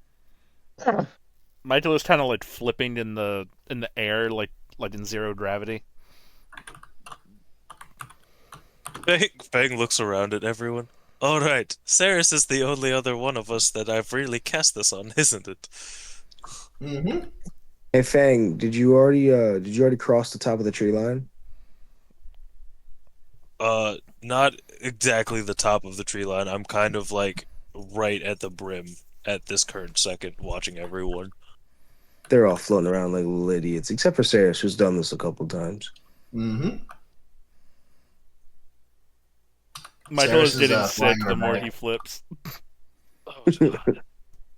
Fang flies down towards Michaelo and grabs his foot and flies him back up to where he was at the top of the tree line. Yeah, top of the tree line. And Interesting. then he flips him upside down. Uh, Or right side up, technically. Alright, just kind of hover here for a second. Let's get our bearings and then we can continue. I'm gonna roll a flat d20 to see if Michael can actually hover. Ron, it's a 6. Michaelo, you can't hover. You just start spinning. You continue spinning. You never stop spinning. Oh god. Oh, Oh, that sounds sickening. For 6, that's what he deserves. Fang grabs onto the back of Michaelo's shell. Alright, well, this one will have to be babysat. How long would you say it would take us to fly over towards the entrance of the chamber?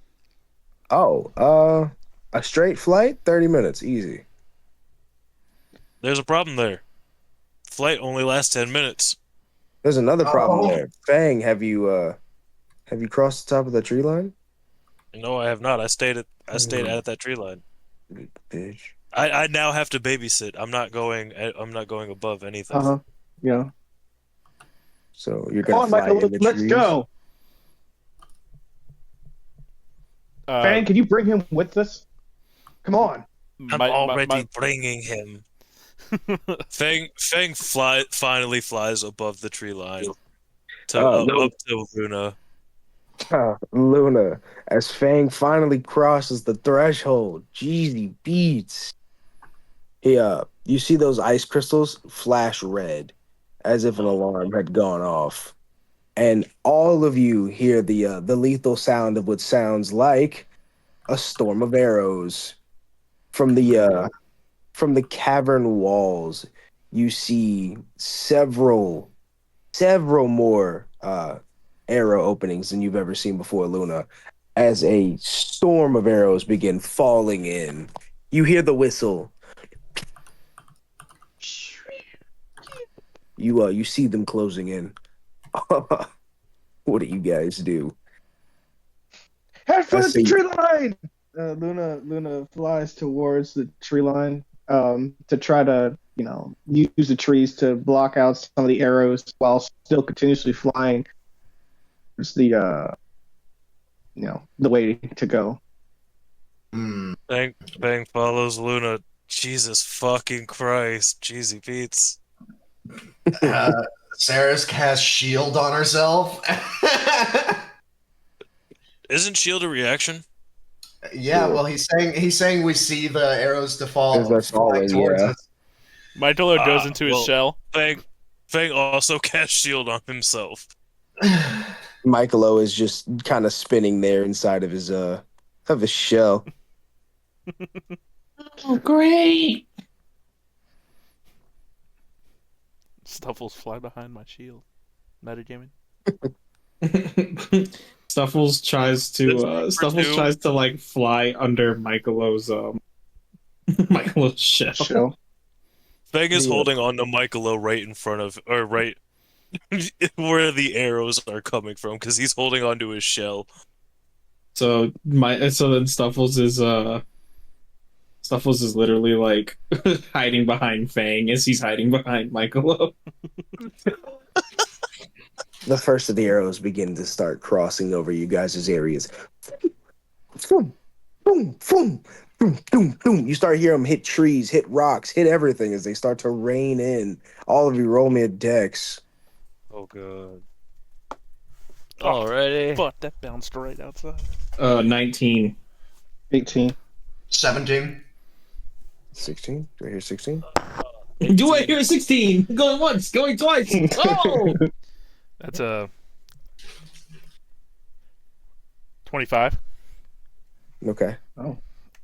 Anybody that rolled under a 16 takes 36 piercing damage. Anybody that didn't roll a 16 or lower takes half. Oh, come on. How about my shield spell? What does it do? Oh right, I did also cast shield. What is? You said half of 36? Yeah. 18. No, I didn't need to know half of 36. I needed to know. I'm smart. I'm smart. I do math. I know numbers. I count sometimes. I'm an assistant superintendent. Okay. Wow. Hey Fang, how much damage do you take? Oh, Hold come on, on. 'cause I rolled an 18, but I also cast shield. Can we get a little bit of bonus for that, Daddy DM? Bone-ish. More like boner. Am I right? That gives me an AC of 19. I'll let you two take 5 off the damage total. Okay. Yeah, that's fine. So 18 minus 5. Is 13, so I'll take 13. Oh, you know what? Leave him alone, please. I'll take 13. Roll me, Yeah. roll me the roll me the con save, boyo. Yup.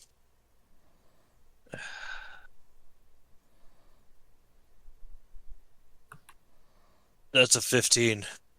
Flash of genius. Is it right there? What Huh? what does Flash of Genius do again? Increases your roll by 4. And I got a 15, so that's a 19. Damn. Ceras, thank you. This Flash of You Genius pass. just You pass. You're fine. You guys didn't fall out of the goddamn sky.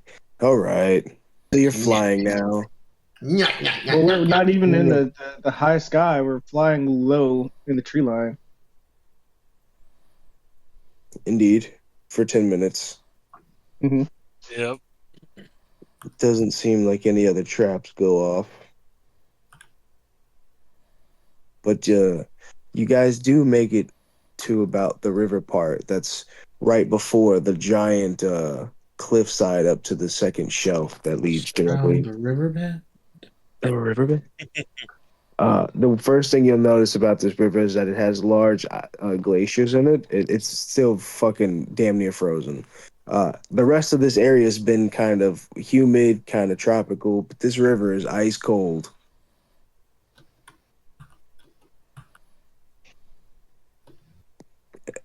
Fang, what happens when Fly you're over the starving? river. Well, once the 10 minutes is up, if you haven't come out of the sky, you fall from where you're at. The 10 minutes starts slowly approaching, and So as go ahead, sorry. no, go ahead, yeah, please.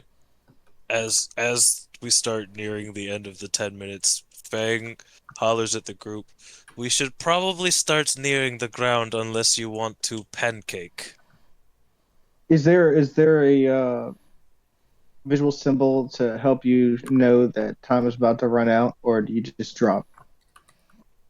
No, you just drop, so we need to go down now. All right. Luna hovers down to the ground and starts walking. Fang also hovers down to the ground. And Ceras begins to walk. keeps flying. And he 5 drops Michaelo. billion feet in the air.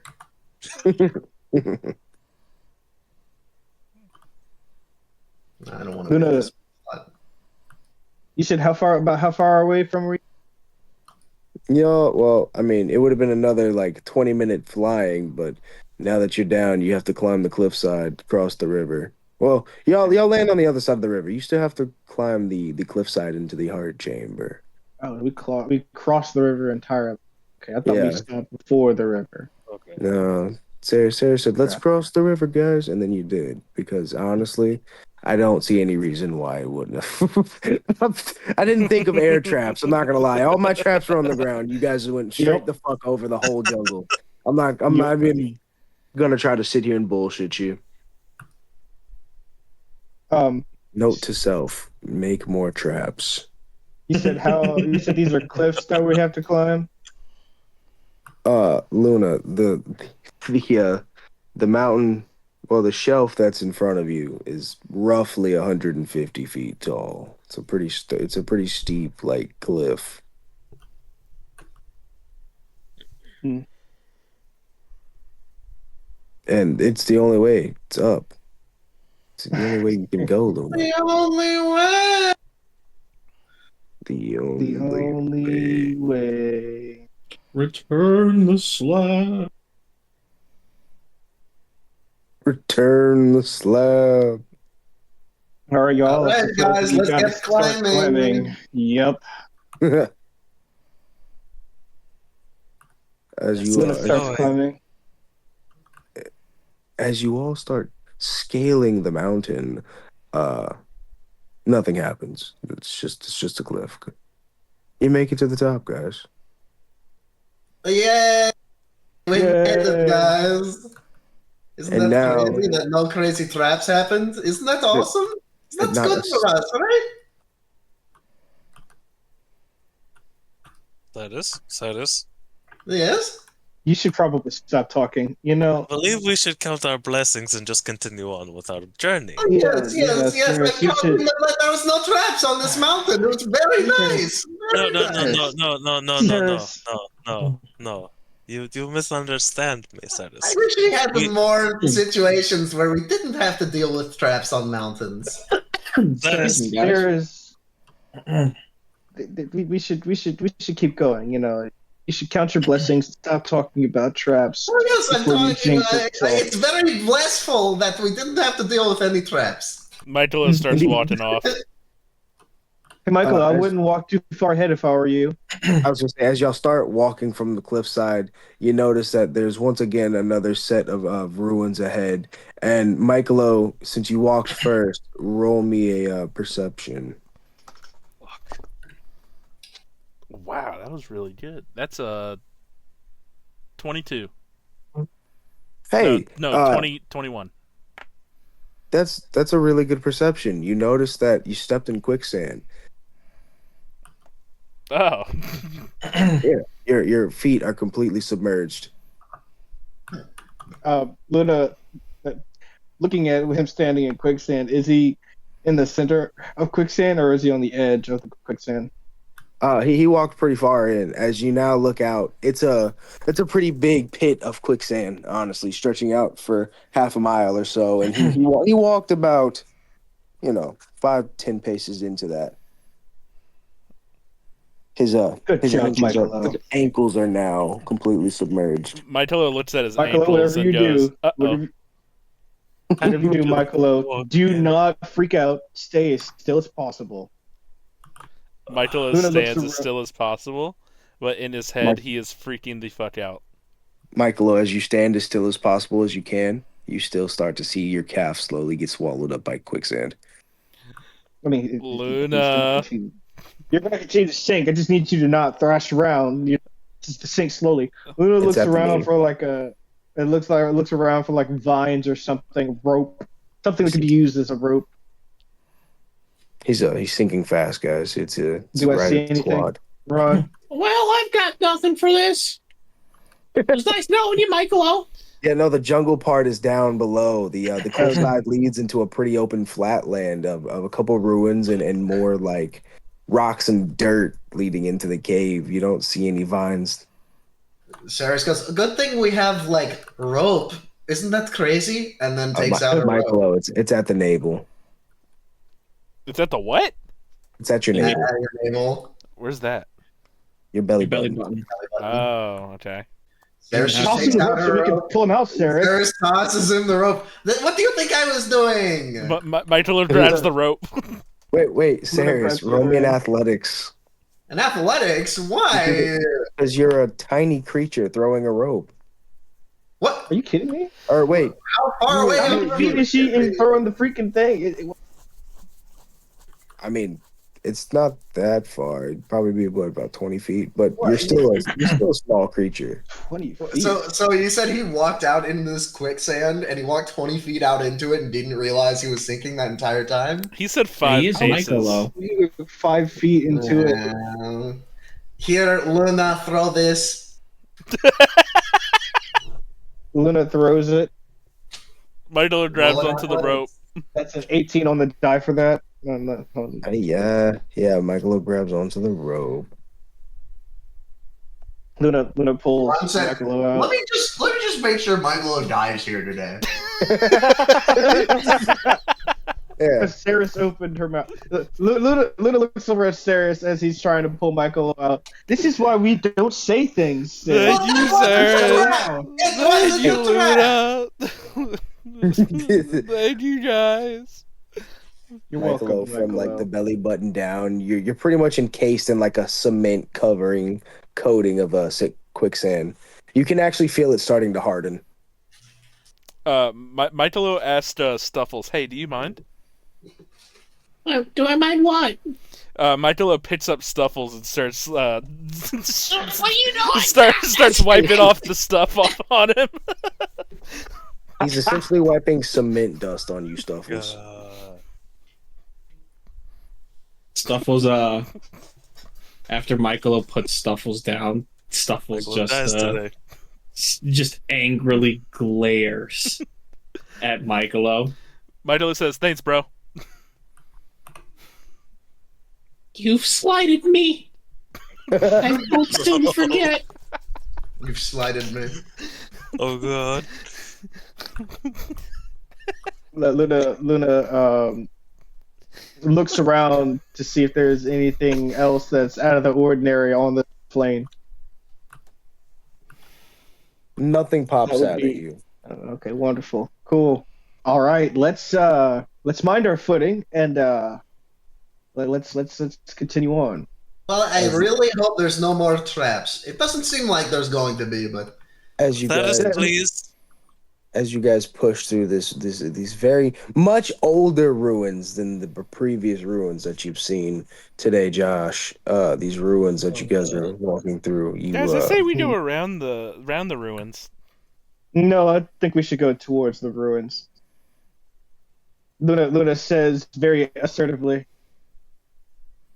well, if you feel that strongly about it, Luna, I suppose we can go through the ruins. I suppose so. I go up and I inspect the ruins. you see whatever part of the story you'd like to continue telling. Yes. Stuffles walks behind Michaelo this whole time. This is the passage that we had read before. The part of the passage that I've read before. It says that every breath burned its throat. Its limbs fell hollow. The creature growled and pressed forward, stubborn, defiant, kept moving, survived. That had always been the way. Fight and endure. But the cold didn't fight. It waited, patient, eternal. And the harder the creature struggled, the deeper the cold reached.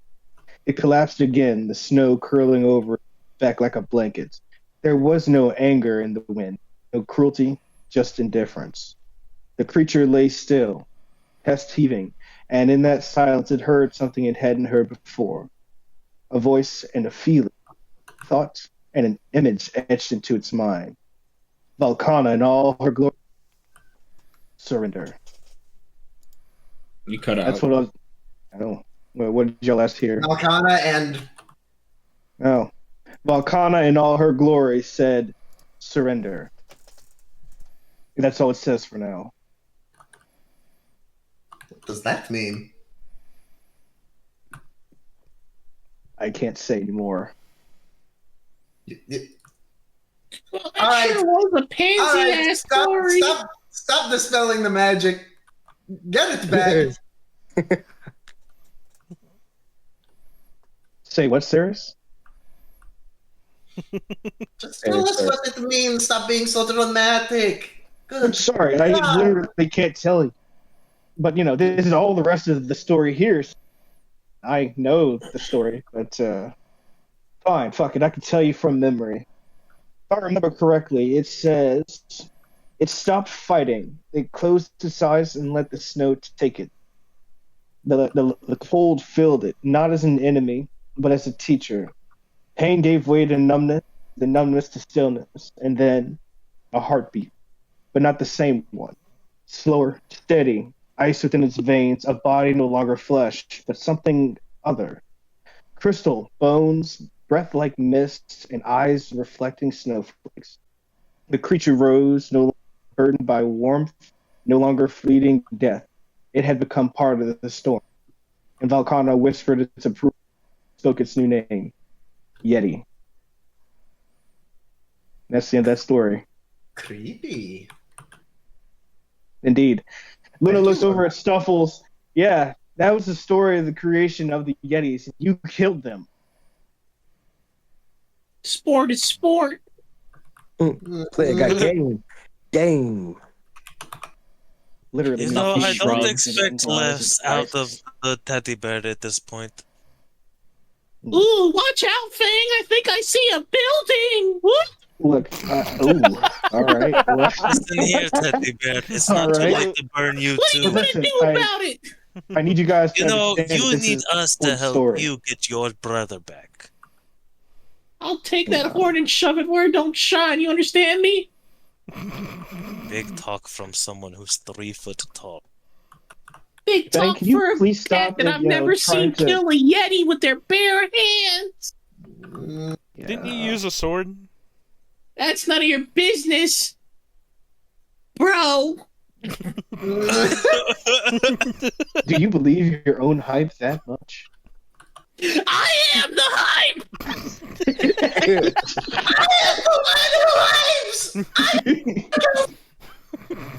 Fang telepathically to Luna, I think it's time we ditch the deranged bear. Luna looks back. Get out of my head.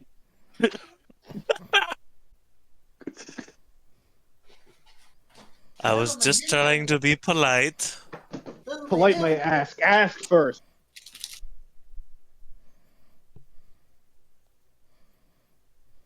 Ceres goes up to Luna, and then so like we're going to get out of these traps soon. You kind of seem to know this place. Yeah, I've been here a lot. Um, yeah. I know this place, but it's kind of over and different in how I remember it. So I'm quite curious to see what's inside.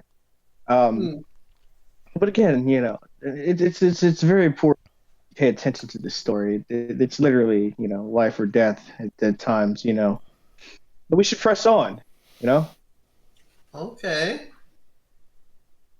Luna Hey, continues Luna, to how walk. close to Ceres' face does he get when he says that? No, Luna said that relatively loudly for the entire party to hear. He's standing up. He's not crouching down towards Ceres. Fair.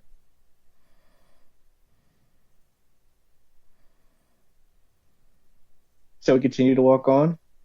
Indeed, and cutting through the rest of the rubble and the rest of the ruins. Honestly, the plateaus.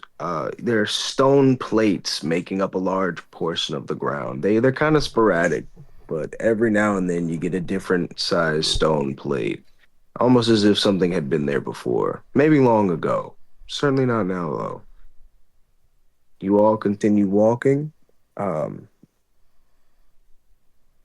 until suddenly Ceres steps on a plate.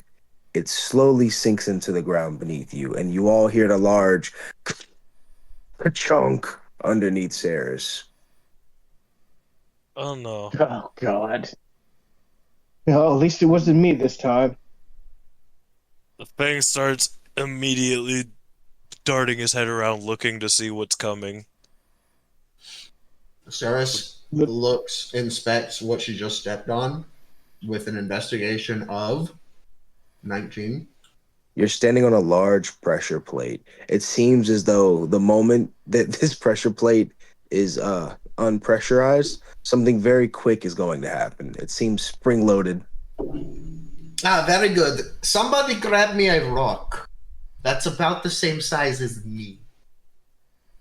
Luna looks around for a rock. Michaelo looks around for a rock.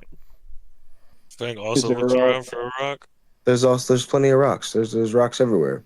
All of you roll me a luck to see who gets a rock the closest to Ceres's weight. Oh. 14. Also, I'm not doing this as a save. I'm doing this as a number. Whoever rolls closest to the number gives Ceres the right size rock. Hold on. So I you're got a saying 4. that if someone was 11. 7. You all have rocks. Who are y'all gambling on to have the one that's closest to the size of Ceres? Dang, this is a group effort gambling situation, huh? Yeah, you all I said- stand around in a circle with the rocks in hand, standing around Ceres on her pressure plate. Ceres, you can tell that this has to be kind of exact because this is going to be a smooth transition. You look at all of the rocks. Everybody, say your rolls again, please. 11. 14. I got a 4. Ceres, your already very insightful mind tells you that Fang doesn't have it. He's a little small. Ceres uses Flash of Genius. Oh, okay. Uh, I guess roll an investigation to size up these rocks. That is a 25. Ceres, you're a very smart individual. I assume you know how much you weigh. You work with all kinds of complex components. I'm sure you've got a pretty precise mind. Uh, you said a 26? Yeah. Yeah, you look Stuffle's dead in his eyes, and you can tell that he's got an eye for art, talent, and everything that's great in the world. Because honestly, his looks the closest. All right. Ceres motions for Stuffles to bring the rock over. What, you this one? Ceres nods. Snuffles looks at Ceres, then looks back at Fang and Michaelo. Ceres signs very, very gently, place the rock, and at the same time, I will step off of the plate. Snuffles waddles over to the to close to the pressure plate, and uh he readies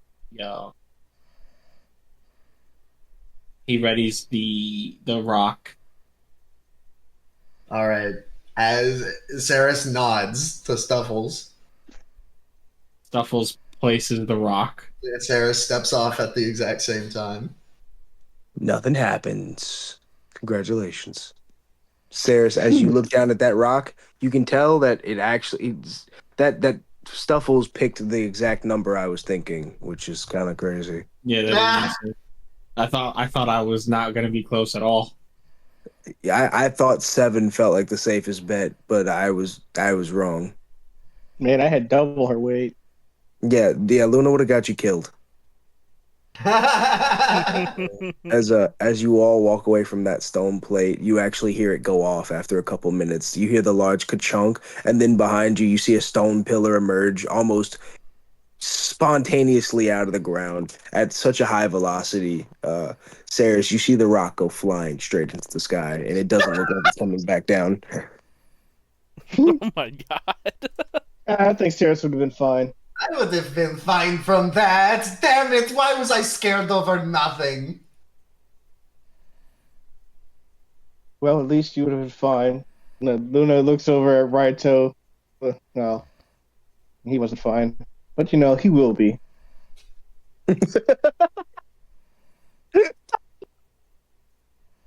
Oh, we're not gonna talk about that. Okay, that was a gem. Holy shit, dude! You all continue pushing forward, and honestly, Luna, everything looks clear. Everything looks good. Almost eerily so, but nonetheless, nothing else happens until finally you are all standing at the mouth of the heart chamber. It is directly carved into the canyon walls, so it is quite literally a large opening. Oh, excuse me. And down a long hallway, down one single long hallway, you see a faint glowing through smoke and mist. Of course, it's very foggy. You can't actually see anything clearly down the hallway, but you do see a faint glow. Luna, huh? What would your people have done at this point in the trials? For anybody that's made it this far. For people who returned often to visit the chamber, literally the first timers. Now Luna's No, coming no. in and out. Luna, I'm saying like when people made it to this point to take the test. Oh, okay. So first timers, got you. What did they do? Normally, they would make a quick prayer to Valkana, and then walk through. If you want me to say a quick prayer, I can do that. You know, I'm saying like what did like the trial keepers do, not the test takers. Oh, what the trial keepers do? Oh, Yeah, they what you stood want. by and watched. And if they didn't, if they failed, the results were the results. Yep. Yeah, So what does yeah. Luna do now? Luna stands to the side and says, "I can't go any further with you guys here. You have to go through yourselves. I will follow afterwards." Uh, and decrease our chances of survival? What's the play here? You just need to walk and continue walking, and I'll be with you there. Why can't you come with us? Why are we This- splitting up again? I don't think that's a good idea. Wait, Luna tell us says, the story of the Yeti one more time. You said that it was important? Yeah, For splitting up, I didn't think I had to memorize it because we had you with us. But apparently that's not going to be the case. Tell me the story of the Yeti again. How about I just keep parts? Because I'll be honest with you, the only part that's important is the middle of the story. Okay, give it to me. All right. Give me a second. I gotta run Give through it it to in me. my head. Give it to me. It's All mine. right. It said every breath burned in its throat. Its limbs felt hollow. The creature growled and pressed forward, stubborn, etc., etc. It kept fighting, but the cold didn't fight. It waited patiently and eternally. The harder the creature struggled, the deeper the cold reached. It collapsed again, the snow curling over its back like a blanket. There was no anger in the wind, no cruelty, just indifference. Skipping to the end because it's very Okay, so hollow legs, fire in belly, weight in the fire belly, all that. chamber. Yes. Wait in the In her chamber. glory, Dick in said the surrender. ass, fucking. Wait, shut up, you little stupid bear. Continue, Luna. And to summarize and finish up in the last few seconds, is Valkana said in her glory, surrender. And surrender. Okay, so Ceras like shows you her like notebook. It says hollow legs, fire in belly, weight, surrender. Luna writes cold on her list. Okay, so the list says hollow legs, fire in belly, cold, weight, Wait, surrender. Luna. Damn, I didn't realize I was muted. Fuck. As Ceres is finally frantically going back over this, Luna, you feel a small, cold chill run down your spine, and you hear Velkana's words roll out. No more assistance. They must face the trials now. Sure, I've said all I can. You either go in or you don't. What the why are you being so weird about this, Luna? I'm sorry. I am bound. He's a Yeti lover. Luna stares at Stuffle. Well, let's see if you pass, shall we? Wait, we Ruffles gotta just, do like, the trial? sits there. We got to do the trial without Luna for some odd reason. He's too cool to do it again. I guess. Can you just start walking, please? Fine. Ceres like throws her hands up, and then and starts walking towards the path. Michaelo follows her. Bye, Luna. I'll see you soon. And follows behind. Fucking mystical Michaelo. bullshit. What the fuck is this? Ceres is like, I guess I'll be taking your tiger with me too. Yeah, he'll be fine. Don't worry. Raito actually jumps down off a bucket for the first time. He still looks hurt, and kind of like his pride is hurt. Not that he's physically hurt. And Raito lays down at Luna's side next to him outside of the entrance. Luna, I snuggle up with Raito, showing him some love. Ceres tisks. Michaelo kind of nudges Ceres' shoulder. Hey, Ceres, you think Luna's god is gonna be mad that I've read about Kydros? Think that's gonna be like a... Oh no! I mean, like, is Who can say that if a god is going to lower themselves to jealousy? I don't think so. I don't think someone like Luna's god would be a jealous one. You don't think this is going to turn into a turf war? As he said, as Ceras says this, Stoffels thinks to the angry, evil god in his head. Yeah, no, never a jealous, angry god ever. Never. As you all begin walking in, you all see Luna and Raito's smiling faces disappear as you walk into the fog. No, so Luna's not smiling, frowning. Oh, the last thing you all see is Luna looking like he's writing your death certificates. Luna has already checked all of you out. None of you are going to live. Okay, thanks for clarifying that boost of confidence, Luna. So, you all begin walking in, and almost immediately you are consumed by a large fog, and then you find yourself once again alone. All of Like you, each individual person is alone. yes. God damn it! Do I have Bucket? No, you don't see Bucket either. You don't see anything, Ceras. Oh, Even if you were riding Bucket, Oh. you found yourself walking. oh no! Ceras! Bang! Bucket! Stoffels! Lettuce. Michaelo. It starts to get really cold. Each and every one of you sees a first snowflake drop gently onto your nose, and then the second. I And then fucking hate the snow. yeah, because Is it that's what cold? starts. It is. It's colder than normal snow. It feels like if the cold had been turned all the way to max. Every single snowflake is like a little fucking frost burning flake touching whatever part of your body it touches.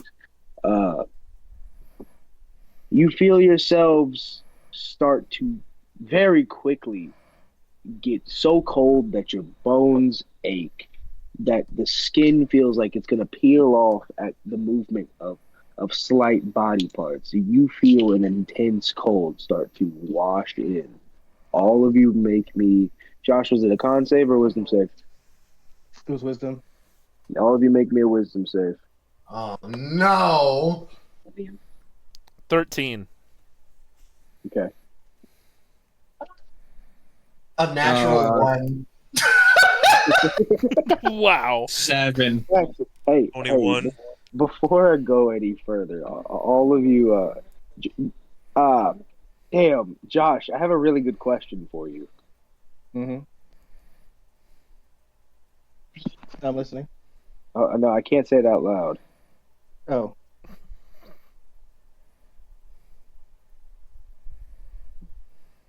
This is such a good question. Oh my god, this is such a good DM question. I don't know how to answer it. Because technically it would, right? Yeah, I mean, look. It would but at like- least take away. It would No. take away. But like by the wording of a natural one. Yes. Yeah. What are the fucking chance? All right. Yeah.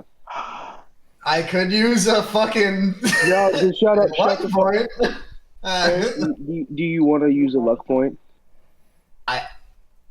I mean,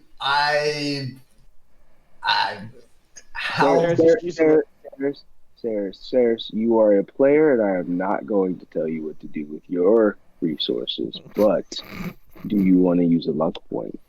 I feel like a god is resting on my shoulder and saying, "Ceras." I'm gonna be honest. I really wish I could help sway you in the direction you need to go. But my involvement here is so neutral. All right. Wait a sec. There was earlier on in the campaign that Ceras asked you where the goblins are, or whatever. And there was a god that told her be careful of the goblins. It was Kydros. Yeah, it was, yeah. So Do you think Kydros would speak to Ceras? Does Kydros care enough because she's involved with You know what? Tyrum? I think the queen, Tyrum's queen, would probably speak to you. You think maybe? I have no idea. I mean, you're using the capabilities of powers. Who knows what in the world? You think Kydros cares enough for Ceras to like? He's not talking about Kydros. No, the Shadowfell queen. Because Oh. you're using Shadowfell power or something like that. Also, Kydros isn't a selfish god. Like, she's very kind and giving. Yeah, she's the god of luck. She's the god of luck. So, do you I think? guess that would make sense. So, all right, Ceras does like luck points. Ceres, one, how much do you actually believe in all of these gods? Like, what do these gods mean to you? Are they just beings that exist that you just accept as like part of the natural order? Do they mean any sentience to you? What are sentiments to you? What do these gods actually mean? I think the only god that means anything to Ceres would be Kydros, because of the fact that Kydros literally spoke to her, and she's also very connected to Tyrum. But as far as this is like, Ceres will have a thought in the back of her head every once in a while and go like, I wonder if Kydros is still watching us, that kind of thing. Ceres, do you want to? Would Ceres ask Hydro for guidance right now in this freezing, in this quite literally freezing time? Probably not. But all right, well then I'm gonna use a luck point. No, I'm just kidding. It's already done and dusted. Are you sure? No. A luck point is, so the words of a luck point.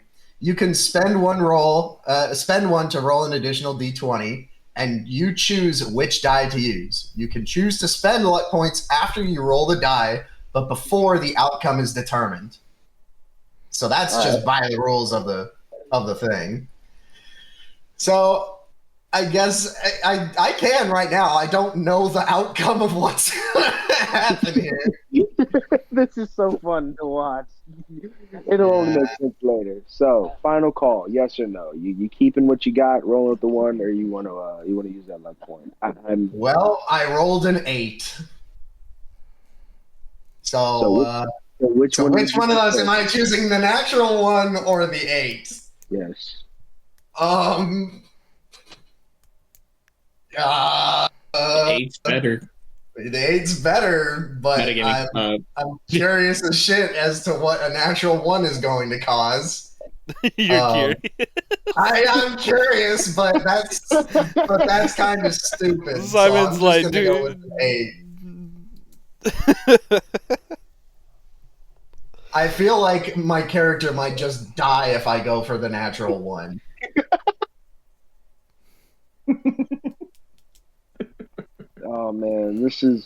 Oh man, Josh, quite the conundrum you have cooked up here, my friend. Indeed. Holy shit. I didn't expect it to be this level of fuckery, but I love it. Alright. So, Ceres, you rolling with the 8 or the 1? I need to hear you say it so we can continue. So I can He was going with the eight. Shit. Oh, right. I didn't hear it. Sorry. Damn. Yeah, so you all fail your first wisdom save. The cold begins engulfing your I got a feet. 21. How did I fail the wisdom save? You heard me, peasant. Don't question God. All right. So, your feet begin quite literally turning into solid ice. They begin freezing up to your knees. The cold is so intense that every cell and blood drop in the parts that are freezing feel like they're exploding. It's god awful, and it's going so slow. Man, this would suck if I actually had veins. Stupid Luna, leaving us to die in this wasteland. I'm gonna kill him. All of you, tell me a time where you've had to quickly. You start remembering. Your memories start flowing out and projecting into the fog. I want all of you to give me a memory of a time where you felt hopeless. Ceres is thinking about when she lost her family, when she was coming back to the circus, and it was just gone after Indeed. making a deal with Dutch. Michaelo was thinking about when he opened up the door and his family was dead down there. Bang is thinking about when he traveled through the forest when he first met Fred, and he was on the verge of death when Fred came in and saved him. Indeed. Indeed. Stuffles. Stuffles doesn't feel hopeless. He's gonna die on his feet like a real G. Shit. All of you roll me the second wisdom save, and as those feelings of hopelessness start to disappear, you are once again reminded of Luna's story. Ooh, Think tough about luck. Go off. Let's see. 21. Ceres thinks of. That's a 14. All right. What were you saying, Ceres? Ceres thinks about the story. Hollow legs. Her legs feel hollow as shit right now. She's fire in the belly. She's like looks into her bag of holding. She does not have. She only has books at this point. Let's see.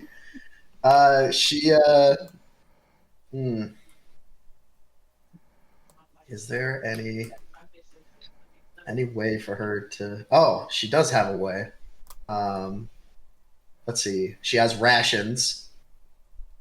She's gonna go ahead and she's going to heat up.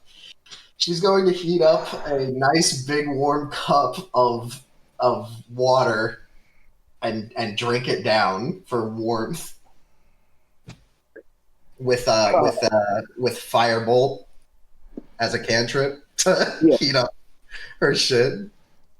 Ceres, as you do this, the ice around you said you make a cup of water, right? Like you don't try to melt the ice up, right? Oh, yeah. I mean, she's got water on her, but I suppose if she needed some, she could just melt ice. Yeah, so you drink the water and you feel slightly refreshed, but like the ice is slowly freezing up. All of you begin feeling the ice slowly creep up to your stomachs, and then suddenly an intense pain. It's like if someone put lava in your stomach, starts rupturing out. You can feel it.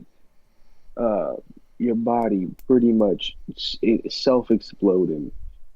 This pain has to be unimaginable right now. You've probably never felt anything like this. Being almost hungry and starving, but also so full because of the actual weight of your freezing lower midsection. Are we stuck in place? Yes, you are not moving. You are restricted. And also, whoever rolled over a 20, this pain feels even worse for you. Over a 20? Yes. God damn. It would also feel like being crushed by hundreds of rocks. Stuffles rolled another 7. Yeah. All of you tell me a time where you accepted help from somebody else. Ceres thinks of the moment that Kade took her in. Ceres, you find yourself walking through that memory once again, down to every single detail. It's as if your consciousness woke up in that time period exactly again. You remember trying to swipe his money, bolting up the stairs, only to be met by Copy, who ended up stringing you up. Yeah. And you find yourself eyes closed, terrified and starving, and through the image of your past experience, you see Velkana walking on the building behind you, over in the distance. You see this large celestial saber-toothed tiger with large blue glowing eyes. It takes a seat and she begins watching as you find yourself finding hope. And as you pass out in that memory, you see Velkana once again right next to you. Everything goes black and she appears next to you. Do you accept my help? Ceras thinks about Dutch the last time that she accepted help from somebody she knew nothing about. Oh, God. Oh, God. But this is a god that has been assisting them this whole time, you know. I think Ceres is basically like, I'm dead. Ceres says, what do you want in exchange? She looks at you, and in the most graceful way possible, she says, "You need simply die. Once you embrace the cold will embrace you." Ceres goes, I'm going to die anyway. I suppose I can accept this. And then she reaches out her hand to Valkana. All right, Ceres, I'm gonna let you roll your last wisdom save, or you could willingly choose to fail. Ceres chooses to fail because that's what she asked her to do. Ceres, when you reach out and grab Velkana's hand, you find yourself completely back to normal operating temperatures, and you step out of the hallway into. Oh, so the natural one would have been fine.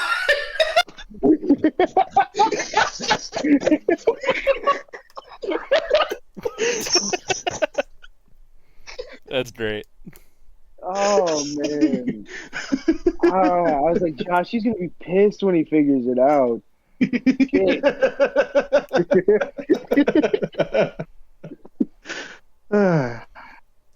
Full Svang and Michaelo. Who wants to go first? I'll do first. You said a time that I accepted help from somebody. Yes. Michaelo was thinking about when his brothers decided to help him learn the Fist of the Dragon Turtle. You find yourself. Michaelo couldn't figure it out. Michaelo, run me through what this was like.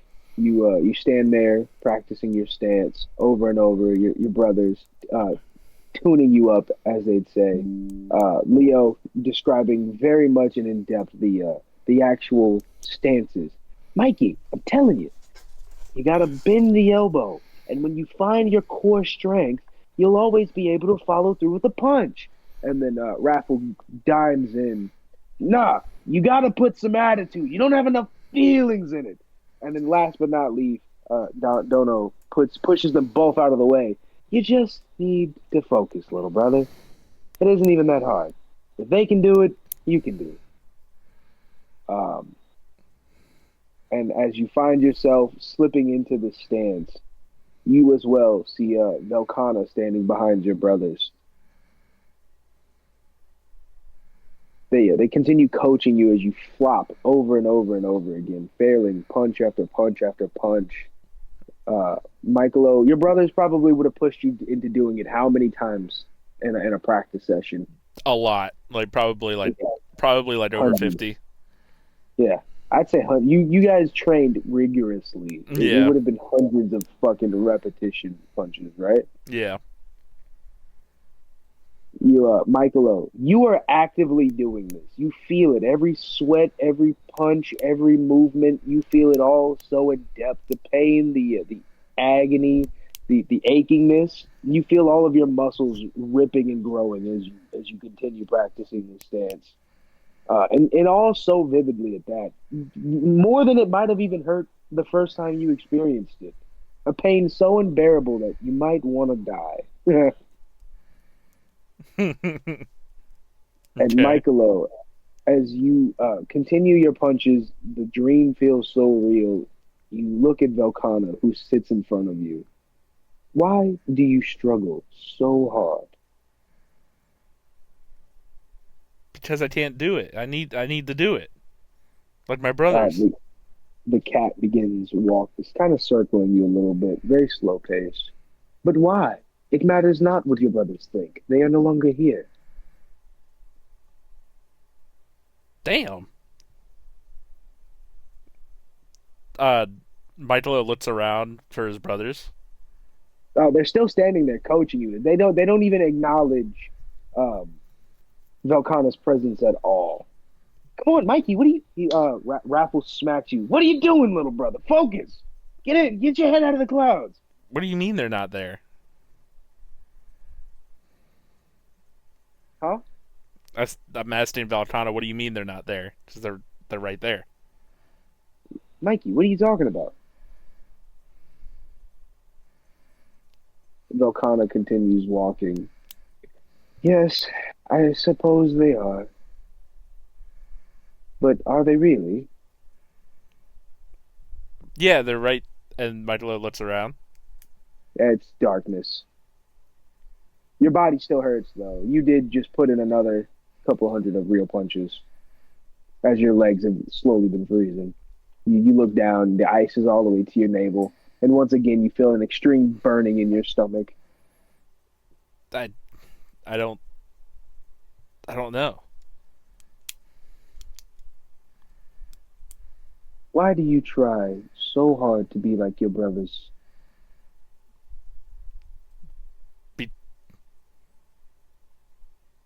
Because they were better than me. And yet, here you are, alive. Is being better truly simply a measure of one's skills? Is it not something a little more profound? I don't know. Will you accept help from others? Yes. Then die for it. And you turn around, your legs are completely unfrozen, and standing in front of you is all three of your brothers. Leo and Raffle, Leonard and Raffle stand face to face to each other, with Dono signaling you for you to come sit and kneel at his feet. Leo readies his sword. Except, and Velkana says, accept the help I have gifted you. Show your resolve. But I have to find my brother before I die. She disappears, and the last thing you say as she fades out is, you must die to truly live. Accept my help. You are now faced with a choice. You can roll your last wisdom save, or you can take the other route. Michaelo sits there like pondering.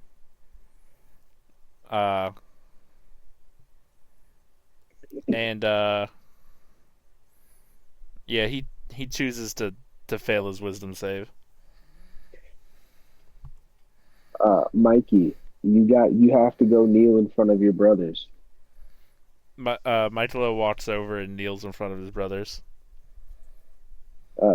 Leonard lifts his sword up, high and proudly. I'm glad it was you, Mikey. If any of us, I'm glad it was you. And with a clean chop, you feel a severance, and then you wake up like Tanjiro did on the Musen train. You are also at the end of the hallway. Is Ceras there with me? Yes, Ceras is also stepping through at the same time that you are. Hi, Ceras. Fang and Stuffers. I'll go next. Fang remembers a time that he had to accept help from his sister after getting caught up by a bit of ruffians because he was not fast enough to get away. How did she end up helping you? As these ruffians are kicking the shit out of you for stealing their fucking food, you little street rat. three boys hold you down while a fourth kicks you in the stomach and the head. Damon, You you know feel how Damon, you do Fang, you do feel like you're getting jumped, like in real life. you know how in AOT everyone runs away as soon as they see Mikasa coming. Yeah, That's how I imagine she pulls up to the scene as I'm getting my ass kicked, as like Armin was. that's funny. Yeah, no, they continue gutter stomping you until, without a single word, your sister pulls up, and at the mere sight of her overwhelming and intimidating presence, all four of these kids run off. We'll be back, Fang, and when we catch you next time, it won't be so easy. You're lucky your sister was around, chump. Yeah, you're lucky your sister runs the best bar in this joint. If it wasn't for the fact that it's the only place that has a guard, I'd keep kicking your ass. And they scatter Whoa. out. Whoa, what? Who's crazy? You know? Like you said something else. She stands you up and she dusts you off, Fang. She pats you on your horn, and then she plucks it. You know, she boots you in the nose. I'm doing that. I'm not a kid anymore. Yes, yeah, I know, but you'll always be my kid brother. And, she pats you on both shoulders, kind of like a fluff you up moment, you know, tap you on both shoulders. Besides, somebody's got to keep an eye on you, and I think it might just be me.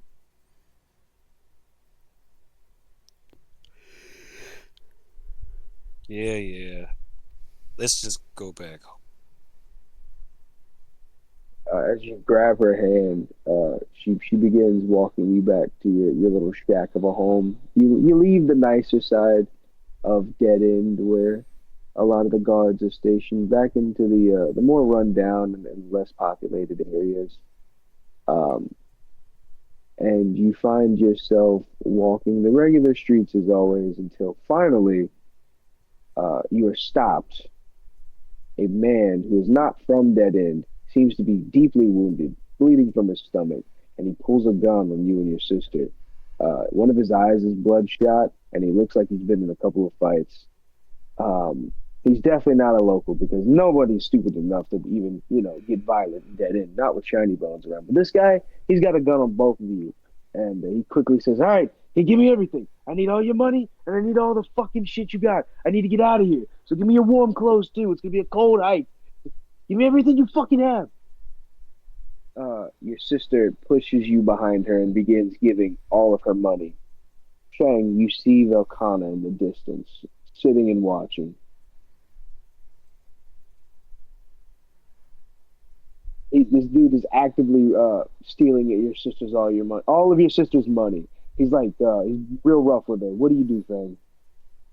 Fang gets up, Yeah, and Thomas Wayne even though he just got his ass kicked, he attempts to fight this dude. This rough. For reference, Fang, you would have been about 8. Yeah. Okay, yeah. He gets up and punches him square in the nuts. This dude pistol whips you with his gun, and he shoots at the ground between your legs. And then he punches your sister in the mouth, who falls over. All right, Brad, that was unnecessary, you little shit. And just for that, now it's your life. Your sister puts herself in between you and the gunman, pleading, begging for him not to hurt you. And then everything stops. Velkana comes walking beside you, and she says, and why do you try so hard to be something so interesting? I'm not sure what you mean. It matters not. Will you ever be able to truly accept help from others?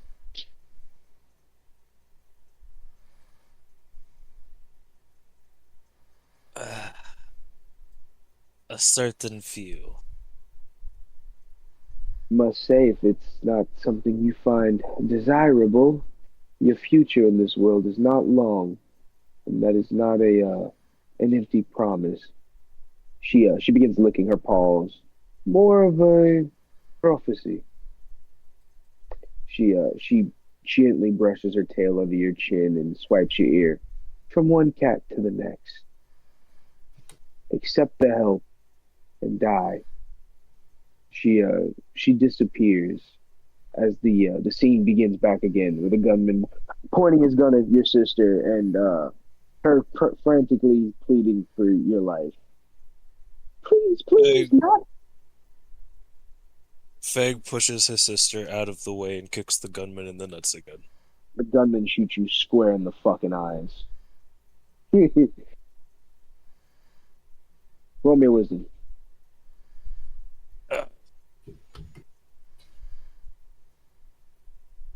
That's a dirty 20. Guys, I think Fang freezes completely. Oh man.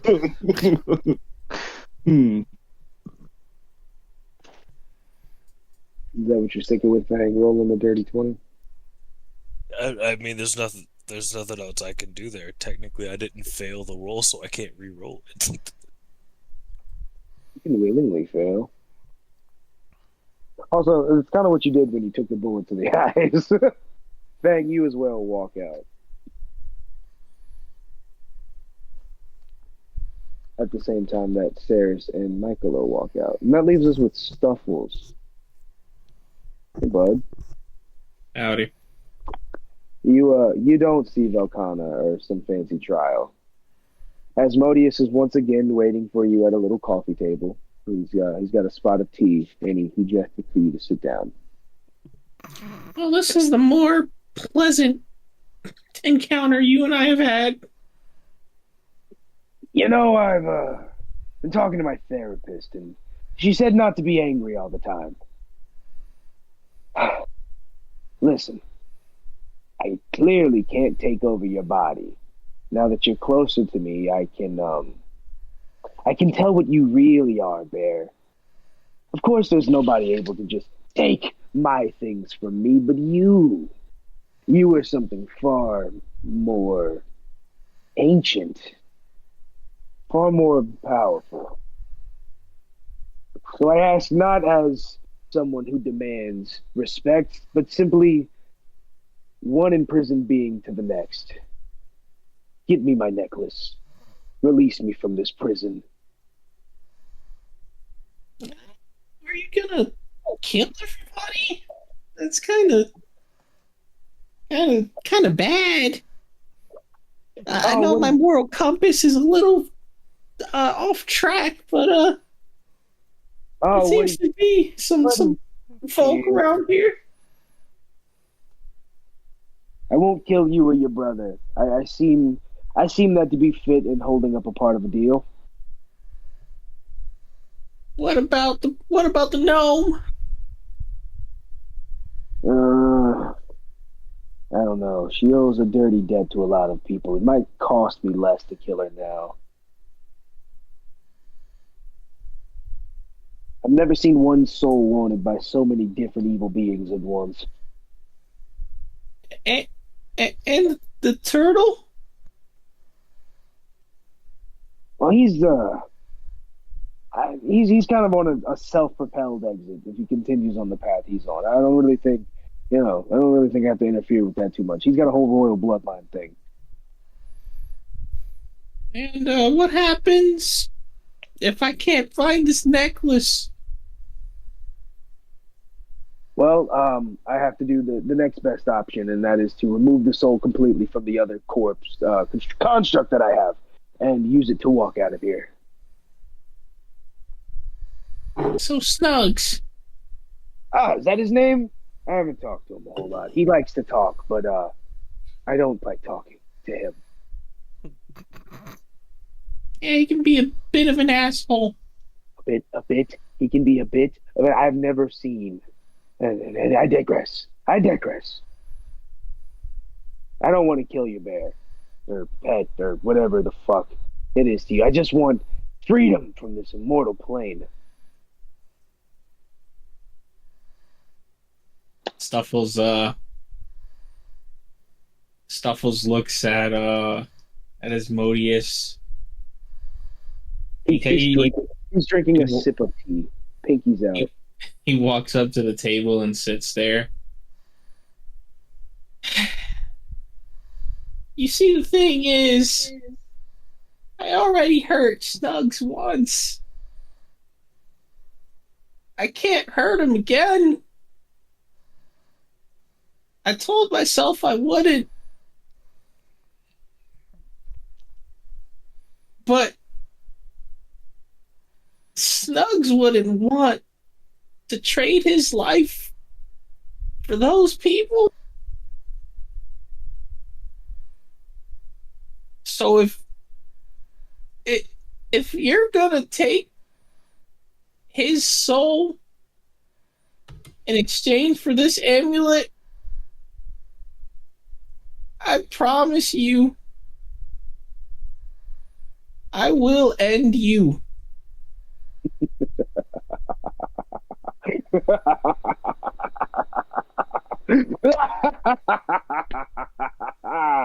You jest. The construct has feelings. All of a sudden, the killer wants to feel things.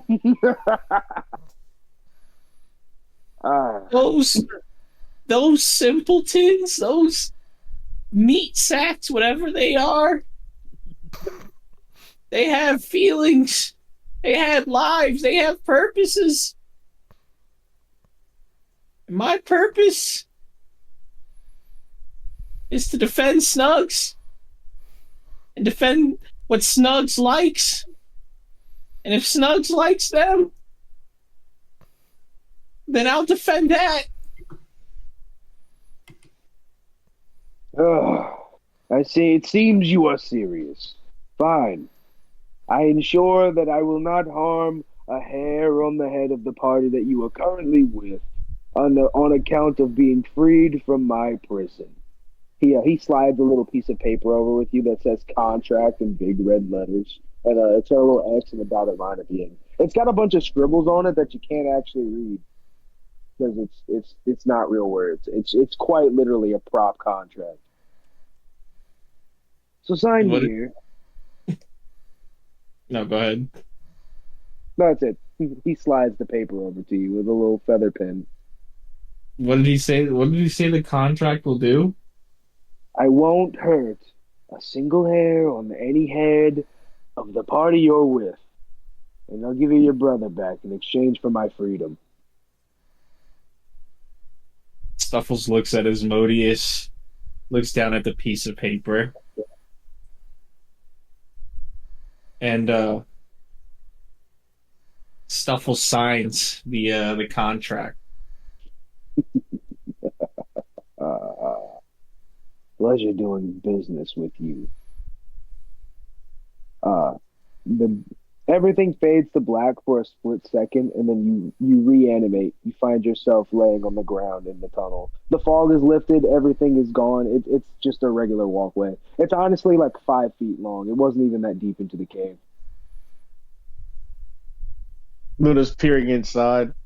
Yeah, Luna, you also see that the entrance into the cave is only about 5 feet. Everybody made it to the other No, I'm side. just seeing where everybody's at to see if anyone's dead.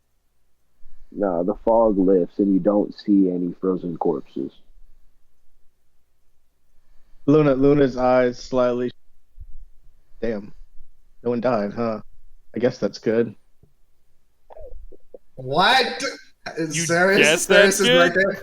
You son of a bitch, Luna! That was Luna thought that to insane! himself. Luna thought that to himself. He did not say that aloud. Ceres, regardless, is slapping the shit out of him. Well. Slapping his fucking legs. Of his fucking calves. What the fuck, Luna? What the fuck was that? Look, I'm sorry. Now I've had to surrender myself to another being more powerful than myself. Where are you, Vakana? Where are you?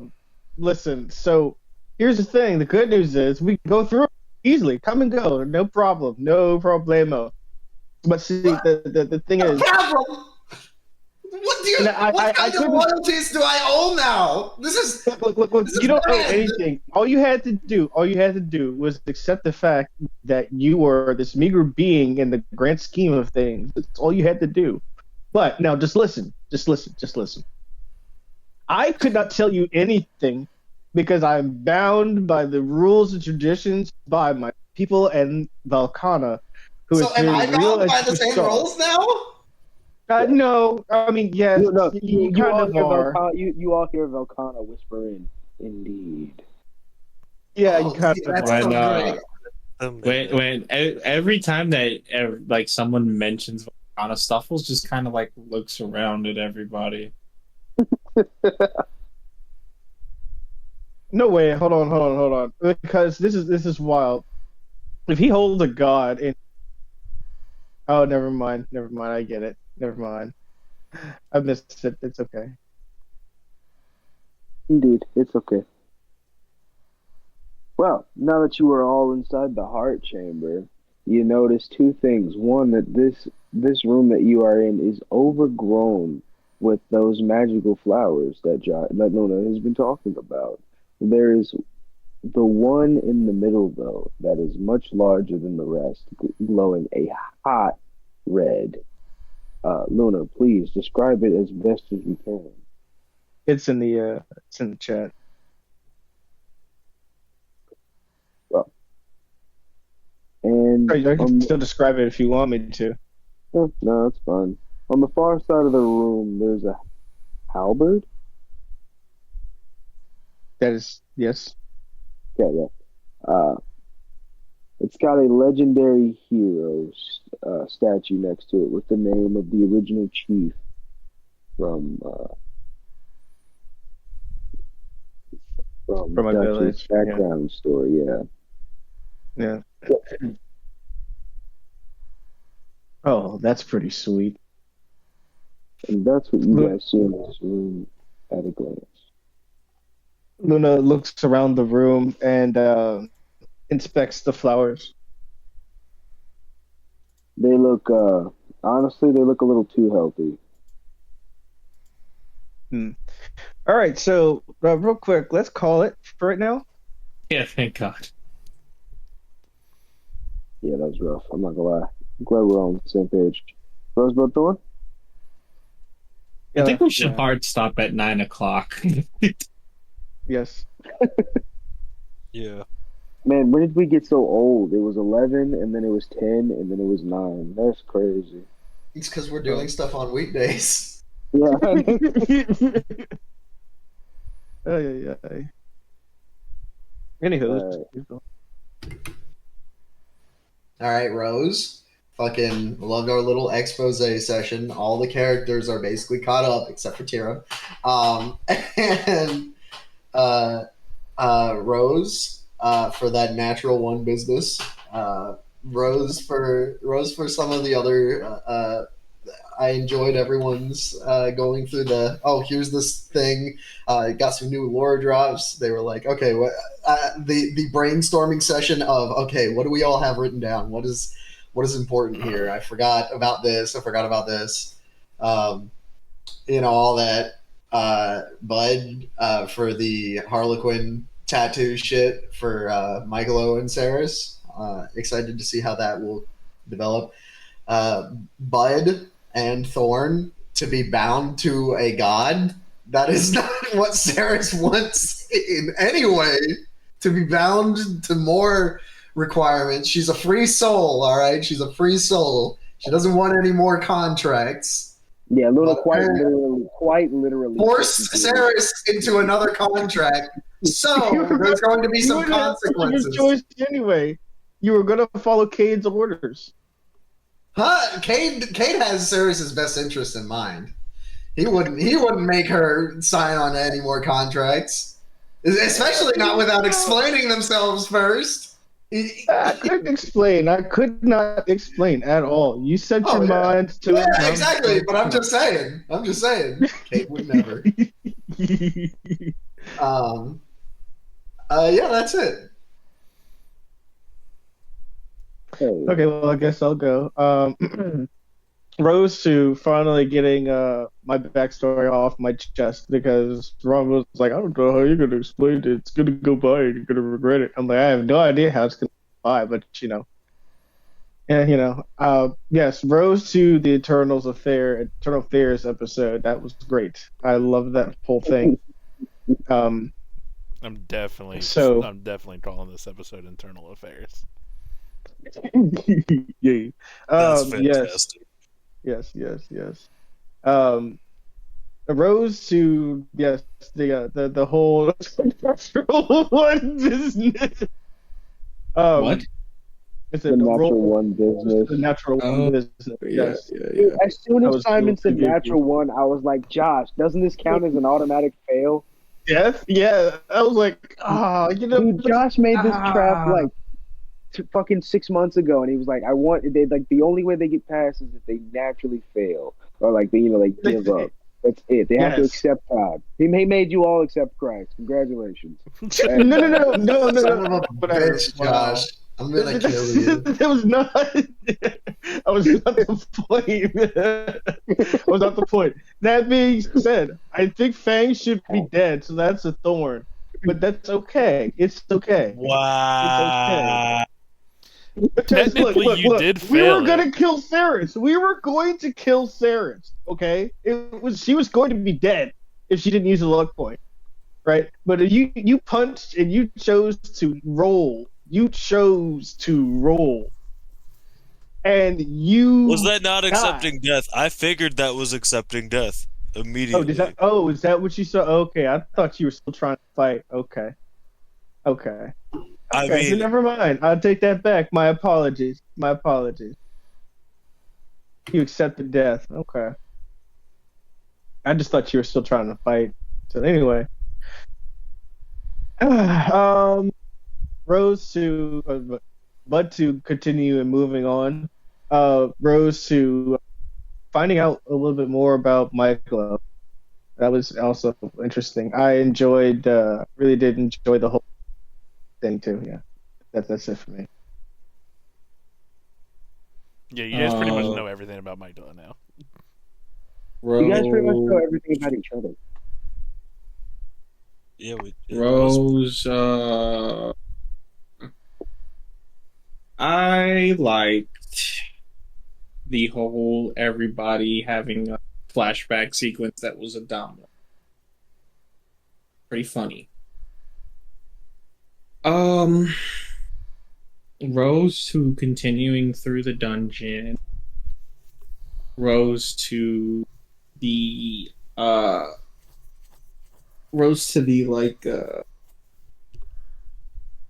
accepting fate, except of course Stuffles gets the ball.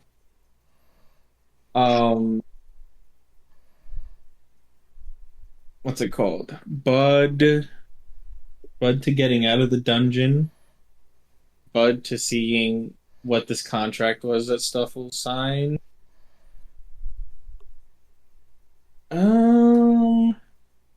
Thorn to being used as a rag.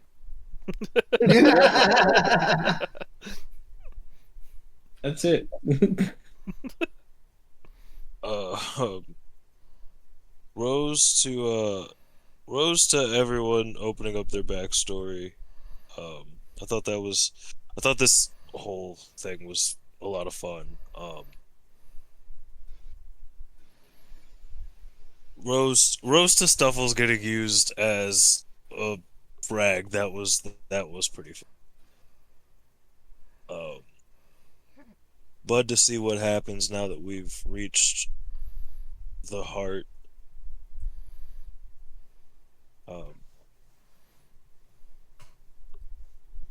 I don't really have any thorns for this session. Had a lot of fun with everything.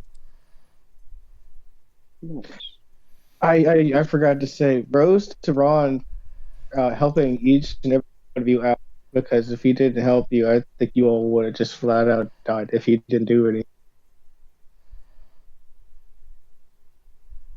Thanks, man. Yeah, Josh was like, let him roll for it.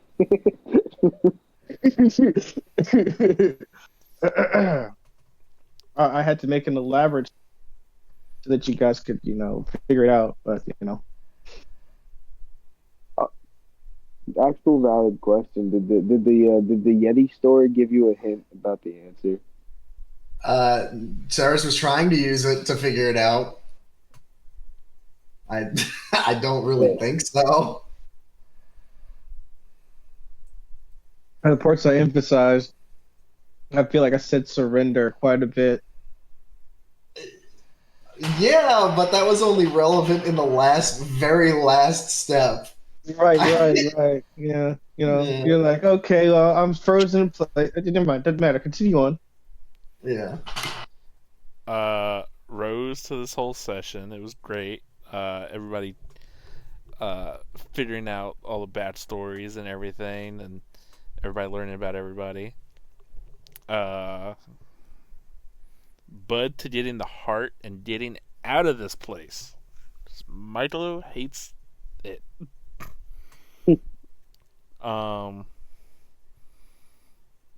And no thorns. That's all I got. I'm really tired. Going to being tired. Going to being tired. Rose, this was a fun session. Got to throw in some nifty traps, nothing crazy. Rose to everybody, just spilling their guts. That was amazing. All of that great stuff. Honestly, I probably had a whole lot more, but I am tired shit. So, Bud to seeing one, how this one shot finishes, because that's going to tie in at some point soon, and two, where you guys feel about each other now. Like, I'm really excited to see how Michaelo thinks about Kade after seeing Ceras' life, Oh, he already started feeling better about Kade after he figured out. Right? Yeah. Yeah, so I think this is going to be a really interesting dynamic shift. I think you guys are actually going to be a real team after this. Also, Rose to fucking Fang not exposing the fact that he killed the child. That was top tier maneuvering through that whole shit. No, Your Honor, I have no idea. I was like, if Fang even just a little bit admits it, I'm gonna send it. But he does like killer he knew. That's killer. So yeah, props to fucking Damien on that. Thorn to you guys just flying over the second half of the map, actually. Oh yeah, Simon, can I have some time to set up early and demolish half your army? It happens. It happens. Touche. I had Thorn to that, because I had a bunch of traps that Josh wanted me to use, down to saber-tooth tigers and snake pitfalls and fucking more arrows, but you guys just said fuck that. And honestly, I respect it. You could tell by the way after Damien casted Flight how Ron was so let down. It's not the first time we've thwarted him either. He was genuinely like, because all of his plans went out the window because of one spell. I feel like that's the second time I've done that. No, I have been thinking about this shit all day. I even thought of the anti-air fucking thing, but I didn't take enough damage to get him out of the sky. If he'd have lost concentration, you all ate shit, but it's alright. I didn't want to be spammy. It starts pressing X repeatedly. 1A, 1A, 1A. Arrow barrage. But yeah, excited for this one shot. Can't wait to play Kade. Random Rose, excited for this Western. I like my little tiefling character. He's pretty fun. Oh, I have not worked on that at all. Are we getting close to doing that? No. Okay. That's a ways. You just went ahead and made a character. Me and Ron got ahead of the curve. Yeah, we have backstory and lore. This shit, we got deep fast. But yeah, guys. Damien, we have to do the one shot like sometime this week if you can for it to like line up with the story. Is it? Do you think it'll be one session or will it be like a multi-session thing? No, I think honestly, I think you guys should be able to do it in one session. As long as you don't trigger. The fucking beholder that's gonna Yeah. fuck us in the mouths? Yeah. Yeah. Sick. Well, no, Someone's Dennis, gonna good for you trigger it guys. immediately. Immediately. I really hope it's Ryan. Well, yeah, because my character doesn't matter.